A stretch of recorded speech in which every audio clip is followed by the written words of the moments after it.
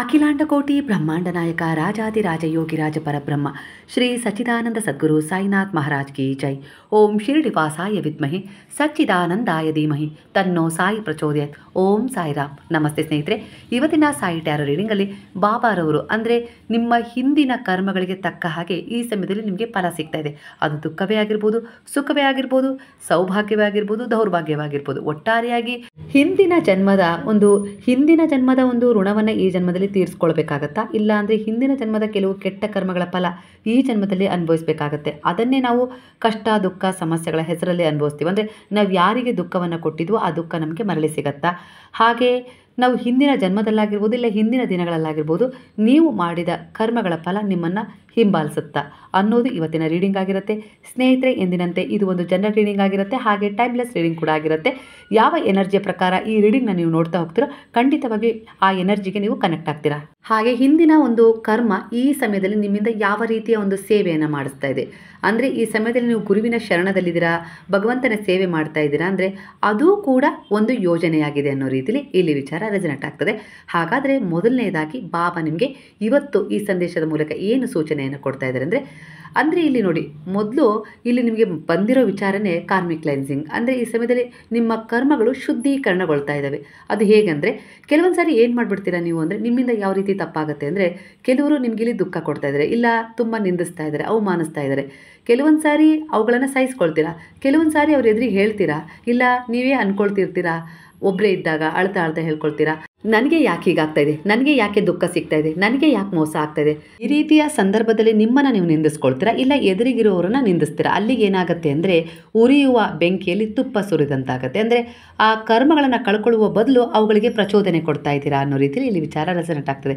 ಅಂದರೆ ಇಲ್ಲಿ ನಿಮಗೆ ಯಾವೆಲ್ಲ ರೀತಿಯಲ್ಲಿ ಒಂದು ನೋವು ಸಿಕ್ಕಿರ್ಬೋದು, ಇಲ್ಲ ತೊಂದರೆ ಆಗ್ತಾ ಇರ್ಬೋದು, ಇವೆಲ್ಲವೂ ಒಂದು ಕಾರ್ಮಿಕ್ ಕ್ಲೆನ್ಸಿಂಗ್. ಅಂದರೆ ಇಲ್ಲಿ ನಾನು ನನ್ನ ಕರ್ಮವನ್ನು ಕಳ್ಕೊಳ್ಬೇಕು ಅಂದರೆ ಹೀಲ್ ಆಗ್ತಾ ಇದ್ದೀನಿ ಅನ್ನೋ ರೀತಿಯಲ್ಲಿ ನೀವು ಕೆಲವೊಂದು ವಿಚಾರಗಳಲ್ಲಿ ನೀವು ಪರಿವರ್ತನೆಯನ್ನು ತಂದ್ಕೊಳ್ಳೋ ರೀತಿಯಲ್ಲಿ ನಿಮ್ಮಲ್ಲಿ ಭರವಸೆಯನ್ನು ತುಂಬಿಕೊಳ್ಬೇಕು. ಅದು ಬಿಟ್ಟು ಆ ವಿಚಾರಗಳ ಬಗ್ಗೆನೇ ನೀವು ಅಂಟ್ಕೊಳ್ಬಾರ್ದು. ಅಂದರೆ ಆ ವಿಚಾರಗಳನ್ನು ಯೋಚಿಸಿ ನಿಮ್ಮ ಒಂದು ಸಮಯವನ್ನು, ಈಗಿನ ಸಮಯವನ್ನು ವ್ಯರ್ಥ ಮಾಡ್ಕೊಳ್ಳೋ ಬದಲು ನೀವು ಅವುಗಳೆಲ್ಲವೂ ಹೀಲ್ ಆಗ್ತಾ ಇದ್ದಾವೆ, ಅವುಗಳನ್ನು ಬಿಟ್ಟು ಬಿಡೋಣ, ಅಂಥ ಜನರನ್ನು ನಾನು ದೂರ ಇಟ್ಟು ಬಿಡೋಣ, ಅಂಥ ವಿಚಾರಗಳನ್ನು ನನ್ನಿಂದ ದೂರ ಹಾಕಿಬಿಡೋಣ ಅನ್ನೋ ರೀತಿಯಲ್ಲಿ ನೀವು ನಿಮ್ಮಲ್ಲಿ ಸ್ವಲ್ಪ ಸುಧಾರಣೆಯನ್ನು ತಂದ್ಕೊಳ್ಬೇಕು. ಆಗ ಖಂಡಿತವಾಗಿಯೂ ಪರಿಸ್ಥಿತಿಗಳು ಬದಲಾಗ್ತವೆ, ನಿಮ್ಮಲ್ಲಿ ಆತ್ಮವಿಶ್ವಾಸ ಹೆಚ್ಚಾಗುತ್ತೆ. ಯಾಕಂದರೆ ನಿಮ್ಮ ಹಿಂದೆ ನಿಂತು ನಿಮ್ಮನ್ನು ಆಡ್ಕೊಳ್ಳೋಕ್ಕೆ, ಇಲ್ಲ ತಡೆದು ನಿಲ್ಲಿಸಲಿಕ್ಕೆ, ಇಲ್ಲ ನಿಮ್ಮ ಬಗ್ಗೆ ಹೊಟ್ಟೆ ಕಿಚ್ಚುಪಟ್ಟು ನಿಮ್ಮ ಬಗ್ಗೆಯೇ ಮಾತಾಡಲಿಕ್ಕೆ, ಇಲ್ಲ ಇನ್ನೇನೋ ಅನೇಕ ರೀತಿಯ ಒಂದು ಕೆಟ್ಟದನ್ನು ಮಾಡಲಿಕ್ಕೆ ಬಯಸಲಿಕ್ಕೆ ತುಂಬ ಜನ ಇರ್ತಾರೆ. ಆದರೆ ನಿಮ್ಮನ್ನು ಮುಂದೆ ಕರ್ಕೊಂಡು ಹೋಗಲಿಕ್ಕೆ, ನಿಮ್ಮ ಜೀವನದಲ್ಲಿ ನೀವು ಬಯಸ್ತಾ ಇರುವ ಒಂದು ಗುರಿಯನ್ನು, ಇಚ್ಛೆಗಳನ್ನು ಪೂರ್ಣಗೊಳಿಸ್ಕೊಳ್ಳೋಕ್ಕೆ ನಿಮಗೆ ಸಹಾಯ ಮಾಡೋದೇ ನಿಮ್ಮ ಆತ್ಮವಿಶ್ವಾಸ. ಹಾಗಾಗಿ ಹಿಂದೆ ನಿಂತು ಮಾತಾಡುವವರ ಬಗ್ಗೆ ಈ ಸಮಯದಲ್ಲಿ ನೀವು ಚಿಂತನೆ ಮಾಡಬೇಡಿ. ಇದ್ದೇ ಇರ್ತಾರೆ, ಕೆಲವೊಂದು ಸಾರಿ ಅವರು ಪಾಠ ಅಂತಲೇ ನೀವು ತೊಗೊಳ್ಬೇಕು. ಅಂದರೆ ನಾನು ಮುಂದೆ ಹೋಗಲಿಕ್ಕೆ ನನ್ನಲ್ಲಿ ಛಲ, ಆತ್ಮವಿಶ್ವಾಸವನ್ನು ಹೆಚ್ಚಿಸ್ತಾ ಇದ್ದಾರೆ ಅನ್ನೋ ರೀತಿಲಿ ನೀವು ಆ ಕರ್ಮವನ್ನು ಕನ್ವರ್ಟ್ ಮಾಡಬೇಕು. ಯಾಕಂದರೆ ಅದು ನಿಮ್ಮ ಹಿಂದಿನ ಜನ್ಮದ ಒಂದು ಕರ್ಮ ಆಗಿದೆ, ಅದು ಈ ರೀತಿಯಾಗಿ ನಿಮಗೆ ಕಾಡಾಟಗಳನ್ನು ಕೊಡ್ತಾ ಇದೆ, ಅದನ್ನು ನಾನು ಇಲ್ಲೇ ಹೀಲ್ ಮಾಡ್ಕೊಳ್ಳೋಣ ಅನ್ನೋ ರೀತಿಲಿ ನೀವು ಜಾಗೃತೆಯಿಂದ, ಸ್ವಲ್ಪ ಬುದ್ಧಿವಂತಿಕೆಯಿಂದ ಕೆಲಸ ಮಾಡಬೇಕು. ಅಂದರೆ ನಿಮ್ಮ ಬಗ್ಗೆ ನೀವು ಪರಿವರ್ತನೆಯನ್ನು ತಂದ್ಕೊಳ್ಬೇಕು. ಇದು ಖಂಡಿತವಾಗಿ ವರ್ಕ್ ಆಗುತ್ತೆ. ಇಲ್ಲಿ ಹೇಗೆ ಅಂದರೆ ನಿಮ್ಮ ಹಿಂದಿನ ಜನ್ಮದಲ್ಲಿ ನೀವೇನು ಮಾಡಿದ್ದೀರಾ ಅಂತ, ಅಂದರೆ ಪಾಪ ಎಷ್ಟು ಮಾಡಿದರೆ ಪುಣ್ಯ ಎಷ್ಟು ಮಾಡಿದ್ದೀರಾ ಅಂದರೆ ಅದನ್ನು ಈ ಜನ್ಮದಲ್ಲಿ ನೀವು ಬ್ಯಾಲೆನ್ಸ್ ಮಾಡಿಬಿಡ್ತೀರಾ. ಅಂದರೆ ಬುದ್ಧಿವಂತಿಕೆಯಿಂದ, ಅಂದರೆ ಅದು ನೆನಪಿದ್ರೆ. ಅದಕ್ಕೋಸ್ಕರನೇ ಇಲ್ಲಿ ಭಗವಂತ ಎಲ್ಲವನ್ನು ಮರೆಮಾಚಿ ಮತ್ತೆ ಮುಗ್ಧ ಜೀವನವನ್ನು ಕೊಟ್ಟಿರ್ತಾನೆ, ಒಂದು ಹೊಸ ಆಟವನ್ನು ಶುರು ಮಾಡಿಸಿರ್ತಾನೆ. ಇಲ್ಲಿ ನಾವು ಹಿಂದಿನ ಜನ್ಮದಲ್ಲಿ ಏನು ಮಾಡಿರ್ತೀವೋ ನಂಗೆ ಗೊತ್ತಿಲ್ಲ, ಆದರೆ ಕಷ್ಟ, ದುಃಖ, ಸಮಸ್ಯೆಗಳನ್ನು ಎದುರಿಸ್ತಾ ಇರ್ತೀವಿ. ಕೆಲವೊಂದು ಸರಿ ಸುಖ, ಸಂತೋಷ, ನೆಮ್ಮದಿಯನ್ನು ಕೂಡ ಅನುಭವಿಸ್ತಾ ಇರ್ತೀವಿ. ಅಲ್ಲಿಗೆ ನಾವು ತಿಳ್ಕೊಳ್ಬೇಕು, ಎರಡೂ ರೀತಿಯಲ್ಲಿ ನಾವು ಇಲ್ಲಿ ಬ್ಯಾಲೆನ್ಸ್ ಮಾಡ್ತಾ ಇದ್ದೀವಿ ಅಂತಾನೆ. ಹಾಗಾಗಿ ಇಲ್ಲಿ ಕೆಲವು ಎರಡೂ ಸರಿ ದೂಗುವಂತೆ ನಮಗೆ ಸಿಗ್ತಾ ಇರ್ತವೆ. ಹಾಗಾಗಿ ಇಲ್ಲಿ ನೀವು ಅರ್ಥ ಮಾಡ್ಕೊಳ್ಬೇಕಾಗಿರೋ ವಿಚಾರ, ನಾನು ಹಿಂದೆ ಯಾರಿಗೋ ಒಳ್ಳೇದು ಮಾಡಿದೆ, ಅದು ನನಗಿಲ್ಲಿ ಈ ರೀತಿಯಾಗಿ ಸಹಾಯದ ರೂಪದಲ್ಲಿ ಒಂದು ಒಳ್ಳೆಯ ಆರೋಗ್ಯ, ಒಂದು ಒಳ್ಳೆಯ ಜೀವನ ಈ ರೀತಿಯಾಗಿ ಸಿಕ್ಕಿದೆ. ಹಾಗೆ ನಾನು ಯಾರಿಗೂ ಕೆಟ್ಟದ್ದು ಮಾಡಿದ್ದೆ, ಹಾಗಾಗಿ ಇಲ್ಲಿ ನನಗೊಂದು ವಂಚನೆ, ಇಲ್ಲೊಂದು ಮೋಸ, ಇಲ್ಲೊಂದು ನೋವು ಸಿಕ್ಕಿದೆ. ಇದನ್ನು ನಾನು ಹೇಗೆ ಬ್ಯಾಲೆನ್ಸ್ ಮಾಡ್ಕೊಳ್ಬೇಕು ಈ ಜೀವನದಲ್ಲಿ ಅಂದರೆ ನಾನು ಏನು ಕೊಡ್ತೀನೋ ಅದು ನನಗೆ ಮರಳಿ ಸಿಗುತ್ತೆ ಅನ್ನೋದು ಕಾಯಂ ಆಗಿಬಿಟ್ಟಿದೆ. ಅಷ್ಟು ಅರ್ಥ ಮಾಡಿಕೊಂಡ್ರೆ ಸಾಕು, ನಿಮ್ಮ ಹಿಂದಿನ ಒಂದು ಬ್ಯಾಡ್ ಕರ್ಮ ಏನಿರುತ್ತಲ್ಲ ಅದು ರಿಮೂವ್ ಆಗ್ತಾ ಹೋಗುತ್ತೆ, ಒಳ್ಳೆಯ ಕರ್ಮ ಕೂಡ್ತಾ ಬರುತ್ತೆ. ಅದರಿಂದ ನಿಮ್ಮ ಭವಿಷ್ಯ ತಾನಾಗಿ ಯೋಜನೆಗೊಳ್ತಾ ಹೋಗುತ್ತೆ, ರೂಪುಗೊಳ್ತಾ ಹೋಗುತ್ತೆ. ಈ ರೀತಿಯಾಗಿ ಈ ಸಮಯದಲ್ಲಿ ಗುರುವಾಗಿರ್ಬೋದು, ನೀವು ದೈವಶಕ್ತಿಯ ಮೊರೆ ಹೋಗಿದ್ದೀರಾ ಅಂದರೆ ಅವರು ಕೂಡ ಒಂದಲ್ಲ ಒಂದು ರೀತಿಯಲ್ಲಿ ಸಂದೇಶದ ಮೂಲಕ ಆಗಿರ್ಬೋದು, ಪ್ರೇರಣೆಯ ಮೂಲಕ ಆಗಿರ್ಬೋದು, ನಿಮ್ಮ ಜೊತೆ ಒಂದು ಒಳ್ಳೆಯ ಎನರ್ಜಿಯನ್ನು ಅಂದರೆ ಒಂದು ಸೋಲ್ ಎನರ್ಜಿಯ ಜನರನ್ನು ಕೂಡಿಸ್ಲಿಕ್ಕೆ ಪ್ರಯತ್ನ ಪಡ್ತಿದ್ದಾರೆ. ಅಂದರೆ ನೀವು ಎಲ್ಲಿರಬೇಕು, ಹೇಗಿರಬೇಕು, ಯಾವ ಸ್ಥಾನಮಾನ ನಿಮಗೆ ಸಿಗಬೇಕು ಅಂತೇಳಿ ನಿಮ್ಮ ಒಂದು ಜೀವನದ ಭವಿಷ್ಯದ ಯೋಜನೆಯನ್ನು ಈ ಸಮಯದಲ್ಲಿ ಗುರು ಮಾಡ್ತಿದ್ದಾರೆ. ಹಾಗಾಗಿ ಈ ಸಮಯದಲ್ಲಿ ನೀವು ಬೆಸ್ಟ್ ಆಗ್ತಾ ಇದ್ದೀರಾ, ಬೆಸ್ಟನ್ನೇ ಕೊಡಬೇಕು. ಆಗ ಆ ಬೆಸ್ಟ್ ಮತ್ತೆ ನಿಮ್ಮ ಜೀವನದಲ್ಲಿ ಅತ್ಯುತ್ತಮವಾದ ಒಂದು ಬೆಸ್ಟನ್ನು ನೀಡುತ್ತೆ ಅನ್ನೋ ರೀತಿಯಲ್ಲಿ ಇಲ್ಲಿ ವಿಚಾರ ರೆಸೆಂಟ್ ಆಗ್ತದೆ. ಅಂದರೆ ನೀವೇನು ಕೊಡ್ತಾ ಇದ್ದೀರೋ ಅದು ನಿಮಗೆ ಸಿಗುತ್ತೆ. ಇಲ್ಲಿ ಸಾಯಿ ಕೃಪಾ ನಿಮ್ಮ ಮೇಲೆ ಈ ಸಮಯದಲ್ಲಿ ತುಂಬಾ ಇದೆ. ಅಂದರೆ ಯಾವ ರೀತಿ ಅಂದರೆ ಆ ಗುರು ದಯಾಮಯರು, ಕರುಣಾಮಯರು, ಪ್ರೇಮಮಯರು. ಹಾಗಾಗಿ ಇಲ್ಲಿ ಈ ಸಮಯದಲ್ಲಿ ಅವರೇ ನಿಮ್ಮ ಜೀವನದಲ್ಲಿ ಸ್ವತಃ ಬಂದಿದ್ದಾರೆ. ಹಾಗಾಗಿ ಇಲ್ಲಿ ನಿಮಗೆ ಅನೇಕ ರೀತಿಯ ತಿರುವುಗಳು ಸಿಕ್ಕಿದ್ದಾವೆ. ಇದರಿಂದ ನೀವು ತುಂಬ ಸಂತೋಷನೂ ಪಡ್ಕೊಂಡಿದ್ದೀರಾ, ಹಾಗೆ ಕೆಲವು ದುಃಖಗಳಿಂದ ಕೂಡ ಹೊರಗೆ ಬಂದಿದ್ದೀರಾ, ಹಾಗೆ ಹೊಸ ಜೀವನ ಕೂಡ ಪ್ರಾರಂಭ ಮಾಡಿದ್ದೀರಾ, ಹಾಗೆ ಹಿಂದಿನ ಒಂದು ಬ್ಯಾಡ್ ಕರ್ಮವನ್ನು ರಿಮೂವ್ ಮಾಡ್ಕೊಳ್ತಾ ಇದ್ದೀರಾ. ಅಂದರೆ ಬಾಬಾರವರ ಉಪದೇಶಗಳ ಮೇರೆಗೆ ನೀವು ನಿಮ್ಮ ಜೀವನದಲ್ಲಿ ಕೆಲವು ಪರಿವರ್ತನೆಗಳನ್ನು ತಗೊಂಡು ಒಟ್ಟಾರೆಯಾಗಿ ಆ ಗುರು ನಿಮ್ಮ ಜೀವನದಲ್ಲಿ ಬಂದಿದ್ದಾರೆ ಅಂದರೆ ನಿಮ್ಮನ್ನು ಎಲ್ಲ ರೀತಿಯಲ್ಲೂ ಈ ಸಮಯದಲ್ಲಿ ಹೀಲ್ ಮಾಡ್ತಿದ್ದಾರೆ. ನಿಮ್ಮ ಜೀವನದಲ್ಲಿರುವ ಒಂದು ಟಾಕ್ಸಿನ್ ಆಗಿರ್ಬೋದು, ಹಾಗೆ ನಿಮ್ಮ ಮನಸ್ಸಿನಲ್ಲಿರುವ ಕೆಲವು ಟಾಕ್ಸಿನ್ ವಿಚಾರಗಳನ್ನಾಗಿರ್ಬೋದು ಹೊರ ಹಾಕಲಿಕ್ಕೆ ನಿಮಗೆ ಸಹಾಯ ಮಾಡ್ತಿದ್ದಾರೆ. ಇದರಿಂದ ನೀವು ಒಬ್ಬ ಶುದ್ಧವಾದ ಆತ್ಮದ ಮನುಷ್ಯಾಗಿ ಪರಿವರ್ತನೆಗೊಳ್ತಾ ಇದ್ದೀರಾ ಅನ್ನೋ ರೀತಿಯಲ್ಲಿ, ಅಂದರೆ ಮನುಷ್ಯತ್ವ, ಮಾನವೀಯತೆ ಅನ್ನೋದನ್ನು ನಿಮ್ಮಲ್ಲಿ ಹೆಚ್ಚಿನ ಮಟ್ಟದಲ್ಲಿ ಜಾಗೃತಗೊಳಿಸ್ಕೊಳ್ತಾ ಇದ್ದೀರಾ. ಹಾಗೆ ದಯೆ, ಕರುಣೆ, ಪ್ರೇಮ, ಸೇವೆಯ ಭಾವವನ್ನು ಹೊಂದಿದ್ದೀರಾ. ಇಲ್ಲಿ ನಿಮಗೆ ಕೆಲವೊಂದು ಸಾರಿ ಮೋಸ ಆದಾಗ ನಾನು ಒಳ್ಳೆಯದನ್ನೇ ಮಾಡಿದ್ದೆ, ಆದರೂ ಕೂಡ ಒಳ್ಳೆಯವರಿಗೆ ಒಳ್ಳೆಯದೇ ಆಗೋದಿಲ್ಲ, ಕೆಟ್ಟದೇ ಆಗುತ್ತೆ ಅಂತೇಳಿ ನೀವು ಅಂದ್ಕೊಳ್ತೀರಾ. ಇಲ್ಲಿ ನಮ್ಮನ್ನು ನಾವು ಜಡ್ಜ್ ಮಾಡ್ಕೊಳ್ಳೋ ಹಾಗಿಲ್ಲ. ಯಾಕಂದರೆ ಕರ್ಮ ನಮ್ಮನ್ನು ಜಡ್ಜ್ ಮಾಡುತ್ತೆ, ಅದು ಸಮಯದ ರೀತಿಯಲ್ಲಿ ನಮ್ಮನ್ನು ಕಾಡುತ್ತೆ, ಇಲ್ಲ ನಮಗೆ ಒಂದು ಒಳ್ಳೆಯದನ್ನು ನೀಡುತ್ತೆ, ಈ ರೀತಿಯಾಗಿ. ಹಾಗಾಗಿ ಇಲ್ಲಿ ನಮಗೆ ಕೆಟ್ಟದಾದಾಗ, ಮೋಸ ಆದಾಗ ಎಲ್ಲೋ ಒಂದು ರೀತಿಯಲ್ಲಿ ನಾನು ಯಾರಿಗೂ ಅದನ್ನು ಕೊಟ್ಟಿದ್ದೆ, ಅದು ನನಗೆ ಸಿಕ್ಕಿದೆ, ಹಾಗಾಗಿ ಅದನ್ನು ಇಲ್ಲಿಗೆ ಬಿಟ್ಟು ನಾನು ಹೊಸದೊಂದು ತಿರುವನ್ನು ತಗೊಂಡು ಮುಂದೆ ಸಾಗೋಣ ಅನ್ನೋದನ್ನು ನೀವು ನಿರ್ಧಾರ ಮಾಡಬೇಕೇ ಹೊರತು, ಆ ಪರಿವರ್ತನೆ ತೊಗೊಳ್ಬೇಕೇ ಹೊರತು, ಅದು ಬಿಟ್ಟು ಯಾರೋ ನನಗೆ ಮೋಸ ಮಾಡಿದರೆ ನಾನು ಅವ್ರಿಗೆ ಮೋಸ ಮಾಡ್ತೀನಿ, ಯಾರು ನನಗೆ ಕೆಟ್ಟದನ್ನು ಕೊಟ್ಟಿದ್ದಾರೆ ಅವರಿಗೂ ನಾನು ಕೆಟ್ಟದನ್ನು ಕೊಡ್ತೀನಿ, ಅವರು ನನಗೆ ಅನ್ಯಾಯ ಮಾಡಿದರೆ ನಾನು ಅವರಿಗೆ ಅನ್ಯಾಯ ಮಾಡ್ತೀನಿ ಅನ್ನೋ ರೀತಿಲಿ. ಅಂದರೆ ಅತ್ತೆ, ಸೊಸೆ, ಮಾವ, ಈ ರೀತಿ ಸಂಬಂಧಗಳು, ಗಂಡ ಹೆಂಡತಿ, ಅಣ್ಣ ತಂಗಿ, ಈ ರೀತಿ ಸಂಬಂಧಗಳಲ್ಲಿ ಯಾವುದೇ ರೀತಿ ಇನ್ನು ಹೊರಗಿನ ಸಂಬಂಧ ಯಾವುದೇ ಆಗಿರ್ಬೋದು, ನಮಗಲ್ಲೊಂದು ದುಃಖ ಸಿಗ್ತಾ ಇದೆ, ಒಂದು ಒಳ್ಳೇದು ಸಿಗ್ತಾ ಇದೆ ಅಂದರೆ ಅದೊಂದು ಕರ್ಮ. ಈ ಸಮಯದಲ್ಲಿ ನಿಮಗೆ ಅದು ಸಿಗ್ತಾ ಇದೆ ಅಂದರೆ ಅದು ಹೀಲ್ ಆಗ್ತಾ ಇದೆ, ಅದಕ್ಕೊಂದು ಪರಿವರ್ತನೆ ಸಿಗ್ತಾ ಇದೆ. ಹಾಗಾಗಿ ನಾನು ಅದನ್ನು ಕಳ್ಕೊಂಡು ಬಿಡೋಣ ಅನ್ನೋ ರೀತಿಲಿ ನೀವು ಅಲ್ಲಿ ಸ್ವಲ್ಪ ಮೌನವಾಗಿರಬೇಕು, ಧೈರ್ಯವಾಗಿ, ಬುದ್ಧಿವಂತಿಕೆಯಿಂದ ಆ ಪರಿಸ್ಥಿತಿಗಳನ್ನು ಸರಿದೂಗಿಸ್ಕೊಂಡು ಹೋಗಬೇಕು. ಅದು ಬಿಟ್ಟು ನೀವು ಅಲ್ಲಿ ಅಂದರೆ ಅವರು ಯಾವ ರೀತಿ ಆಡ್ತಾ ಇದ್ದಾರೋ ಅದಕ್ಕೆ ನೀವು ಪ್ರತಿಸ್ಪಂದಿಸಿದರೆ ಅದೇ ರೀತಿ ನಾನು ಮಾಡ್ತೀನಿ ಅಂತ ಹೇಳಿ ಹೋದಾಗ ಏನಾಗುತ್ತೆ ಅಂದರೆ ಮತ್ತೆ ಕರ್ಮ ಮತ್ತೊಂದು ರೀತಿಯಲ್ಲಿ ಅಲ್ಲಿ ಸೃಷ್ಟಿ ಆಗುತ್ತೆ ಅನ್ನೋ ರೀತಿಯಲ್ಲಿ ಇಲ್ಲಿ ವಿಚಾರ ರೆಸೆಂಟ್ ಆಗ್ತದೆ. ಇದು ವಾಸ್ತವ ಸತ್ಯ ಕೂಡ. ಸ್ವಲ್ಪ ವಿವರವಾಗಿ ನೀವು ಅರ್ಥ ಮಾಡಿಕೊಂಡ್ರೆ, ಇದರ ಬಗ್ಗೆ ಆಳವಾಗಿ ನೀವು ಚಿಂತನೆ ಮಾಡಿದರೆ ನಿಮಗೆ ಇದು ಪೂರ್ಣವಾಗಿ ಅರ್ಥವಾಗುತ್ತೆ. ಮತ್ತೆ ಆ ಕರ್ಮಗಳನ್ನು ಪುನರಾವರ್ತಿಸಬೇಡಿ, ಅಲ್ಲಿಗೆ ಅದನ್ನು ಕ್ಲೋಸ್ ಮಾಡಿ ಅನ್ನೋ ರೀತಿಯಲ್ಲಿ ಇಲ್ಲಿ ಸಂದೇಶ ಸಿಗ್ತಾ ಇದೆ. ಅಲ್ಲಿಗೆ ಇಲ್ಲಿ ಒಂದು ಸಂದೇಶ ಯಾವ ರೀತಿ ಸಿಗ್ತಾ ಇದೆ ಅಂದರೆ, ಈ ಕರ್ಮವನ್ನು ಇಲ್ಲೇ ಕ್ಲೋಸ್ ಮಾಡು, ಅಂದರೆ ಮುಗಿಸ್ಬಿಡು, ಅದನ್ನೇ ಮತ್ತೆ ಮುಂದೆ ತಗೊಂಡು ಹೋಗಬೇಡ. ಅವರೇನೋ ಕೊಟ್ಟರು ಅಂತೇಳಿ ನಾನು ಅದನ್ನೇ ಕೊಡ್ತೀನಿ ಅನ್ನೋ ರೀತಿಯಲ್ಲಿ ಹೋಗಬೇಡ. ನೀನು ಒಳ್ಳೆಯದನ್ನು ಮಾಡಿದೆ, ನಿಂಗೆ ಒಳ್ಳೇದು ಸಿಗುತ್ತೆ. ಕೆಟ್ಟದನ್ನು ಅವ್ರು ಕೆಟ್ಟದ್ದು ಕೊಟ್ಟಿದ್ದಾರೆ ಅಂದರೆ ನೀನು ಯಾರಿಗೋ ಕೊಟ್ಟಿದ್ದೆ, ಇಲ್ಲ ಯಾವ ಜನ್ಮದಲ್ಲಾದರೂ ಕೊಟ್ಟಿದ್ದೆ, ಅದು ನಿನಗೆ ಸಿಕ್ಕಿದೆ. ಆ ರೀತಿ ಅದನ್ನು ನೀನು ರೆಕಗ್ನೈಸ್ ಮಾಡಿ, ನೀನು ಅದನ್ನು ಅರ್ಥ ಮಾಡಿಕೊಂಡು ಆ ವಿಚಾರದಲ್ಲಿ ಪರಿವರ್ತನೆ ತಗೋ ಅನ್ನೋ ರೀತಿಯಲ್ಲಿ ಸಂದೇಶ ಸಿಗ್ತಾ ಇದೆ ಈ ಸಮಯದಲ್ಲಿ ಕೆಲವರ ಮನಸ್ಥಿತಿ ಇದೆ, ತುಂಬ ಒಳ್ಳೆಯವರಿಗೆ ತುಂಬ ಕೆಟ್ಟದಾಗತ್ತೆ ಅಂತೇಳಿ. ಆ ರೀತಿ ಏನಿಲ್ಲ. ಸಮಯ ಆಗಿರ್ಬೋದು, ಕರ್ಮ ಆಗಿರ್ಬೋದು, ಆ ಭಗವಂತ ಆಗಿರ್ಬೋದು, ಯಾವುದೇ ರೀತಿ ನಮ್ಗೆ ಮೋಸ ಮಾಡೋದಿಲ್ಲ. ಖಂಡಿತವಾಗಿ ಅವರು ನಮಗೆ ನ್ಯಾಯ ಮಾಡೇ ಮಾಡ್ತಾರೆ, ನಮ್ಮ ಹತ್ರ ನ್ಯಾಯ ಅನ್ನೋದಿದ್ದಾಗ. ಹಾಗಾಗಿ ನೀವು ನ್ಯಾಯ ಮಾಡುವ ಒಂದು ಮನಸ್ಥಿತಿಯನ್ನು ಹೊಂದಿ ನೀವು ಮುಂದೆ ಸಾಗಿದಾಗ ಖಂಡಿತವಾಗಿಯೂ ನಿಮಗೆ ಎಲ್ಲ ರೀತಿಯಲ್ಲೂ ಇಲ್ಲಿ ಸಹಾಯ ಸಿಗುತ್ತೆ. ಪ್ರಕೃತಿಯಿಂದ ಕೂಡ ಸಹಾಯ ಸಿಗುತ್ತೆ, ಗುರುತು ಪರಿಚಯ ಇಲ್ದೋರಿಂದಲೂ ಕೂಡ ಸಹಾಯ ಸಿಗುತ್ತೆ. ಅದೇ ನಮ್ಮ ಮನಸ್ಸು ಕೂಡ ಯಾರದಾದ್ರ ಬಗ್ಗೆ ಹಾಗೆ ಸಾಧಿಸ್ಕೊಳ್ಬೇಕು, ತೀರಿಸ್ಕೊಳ್ಬೇಕು ಅಂತ ಹೇಳಿ ನಾವು ಮುಂದುವರೆದಾಗ ಏನಾಗುತ್ತೆ ಅಂದರೆ ಅಂಥ ಒಂದು ಜನರೇ ನಮಗೆ ಸಿಗ್ತಾ ಹೋಗ್ತಾರೆ. ಆಗೇನಾಗುತ್ತೆ, ನಾವು ಕರ್ಮ ಕಳ್ಕೊಳ್ಳೋದಿಲ್ಲ, ಇನ್ನೂ ಹೆಚ್ಚಿನ ಕೆಟ್ಟ ಕರ್ಮವನ್ನು ಕೂಡ್ಕೊಳ್ಳೋಕ್ಕೆ ಅವಕಾಶ ಸಿಗುತ್ತೆ. ಹಾಗಾಗಿ ಈ ರೀತಿ ಪರಿಸ್ಥಿತಿಯಲ್ಲಿ, ಸಂದಿಗ್ಧ ಸ್ಥಿತಿಯಲ್ಲೂ ಕೂಡ ಎಷ್ಟೋ ಜನರು ನಮಗೆ ಉದಾಹರಣೆಯಾಗಿ ಸಿಗ್ತಾರೆ. ಯೋಚನೆ ಮಾಡಿ, ಆ ನಂತರ ನೀವು ನಿಮ್ಮ ಜೀವನದ ಬಗ್ಗೆ ಯೋಚನೆ ಮಾಡಿ. ಖಂಡಿತವಾಗಿ ನಿಮ್ಮ ಜೀವನ ಅದ್ಭುತವಾಗಿ ಬದಲಾಗುವಂತೆ ದಾರಿ ಇಲ್ಲಿ ಗುರುವು ತೋರಿಸ್ತಾ ಇದ್ದಾರೆ. ಹಾಗಾಗಿ ಈ ಸಮಯದ ಉಪಯೋಗವನ್ನು ನೀವು ಪಡ್ಕೊಳ್ಳಿ, ನಿಮ್ಮನ್ನು ನೀವು ತಿದ್ಕೊಳ್ಳಿ, ಪರಿವರ್ತನೆ ಮಾಡ್ಕೊಳ್ಳಿ. ಯಾರೋ ನಿಮ್ಗೆ ದ್ವೇಷ ಮಾಡುತ್ತಾ ಇದ್ದಾರೆ ಅಂದರೆ ಅವರಿಗೂ ನೀವು ದ್ವೇಷ ಮಾಡಬೇಕು ಅಂತ ಇಲ್ಲ, ಕೆಟ್ಟದ್ದು ಮಾಡ್ತಾ ಇದ್ದಾರೆ ಅಂದರೆ ನೀವು ಕೆಟ್ಟದ್ದು ಮಾಡಬೇಕು ಅಂತ ಇಲ್ಲ. ಅದನ್ನು ಗುರುವಿನ ಪಾದಗಳಲ್ಲಿ ಸಮರ್ಪಣೆ ಮಾಡಿ, ನೀವು ಏನು ಮಾಡಬೇಕು ಅಂತ ಅಂದ್ಕೊಂಡಿದ್ದೀರೋ, ಇಲ್ಲ ಯಾವ ಯೋಜನೆಯ ಪ್ರಕಾರ ನಿಮ್ಮ ಜೀವನದಲ್ಲಿ ಒಂದು ಒಳ್ಳೆಯದನ್ನು ಪಡ್ಕೊಳ್ಬೇಕು ಅಂತಿದ್ರೋ ಆ ಸಾಧನೆಯ ಕಡೆ ಗಮನ ಕೊಡಿ. ನಿಮ್ಮ ವಿಶ್ವಾಸದಿಂದ ನೀವು ಯಾವ ವಿಚಾರದಲ್ಲಿ ಮುಂದುವರಿಬೇಕು ಅಂತಿದ್ರೆ ಆ ವಿಚಾರದ ಕಡೆ ಫೋಕಸ್ ಮಾಡಿ. ಅದು ಬಿಟ್ಟು ನಿಮ್ಮನ್ನು ಹಿಡಿದು ನಿಲ್ಲಿಸೋಕ್ಕೆ ತುಂಬ ಜನ ಇದ್ದಾರೆ, ಅಡೆತಡೆ ಉಂಟು ಮಾಡಲಿಕ್ಕೆ, ನಿಮಗೆ ಕೆಟ್ಟದನ್ನು ಬಯಸಲಿಕ್ಕೆ. ಅದರ ಬಗ್ಗೆ ನೀವು ಯೋಚನೆನೇ ಮಾಡಬೇಡಿ. ಅದು ನನ್ನ ಹಿಂದಿನ ಜನ್ಮದ ಕರ್ಮ, ಅದು ನನಗೆ ಎಲ್ಲೋ ರೀತಿಯಲ್ಲಿ ಸೆಳೀತಾ ಇದೆ, ಆದರೆ ನಾನು ಅದ್ರ ಕಡೆ ಗಮನ ಕೊಡಬಾರ್ದು. ನನಗೊಂದು ಒಳ್ಳೆಯ ಉದ್ದೇಶವನ್ನು ಹೊಂದಿ ಪರಿವರ್ತನೆಯನ್ನು ತಗೊಂಡಿದ್ದೀನಿ, ಹಾಗಾಗಿ ನಾನು ಅದರ ಕಡೆನೇ ಗಮನ ಕೊಡ್ತೀನಿ.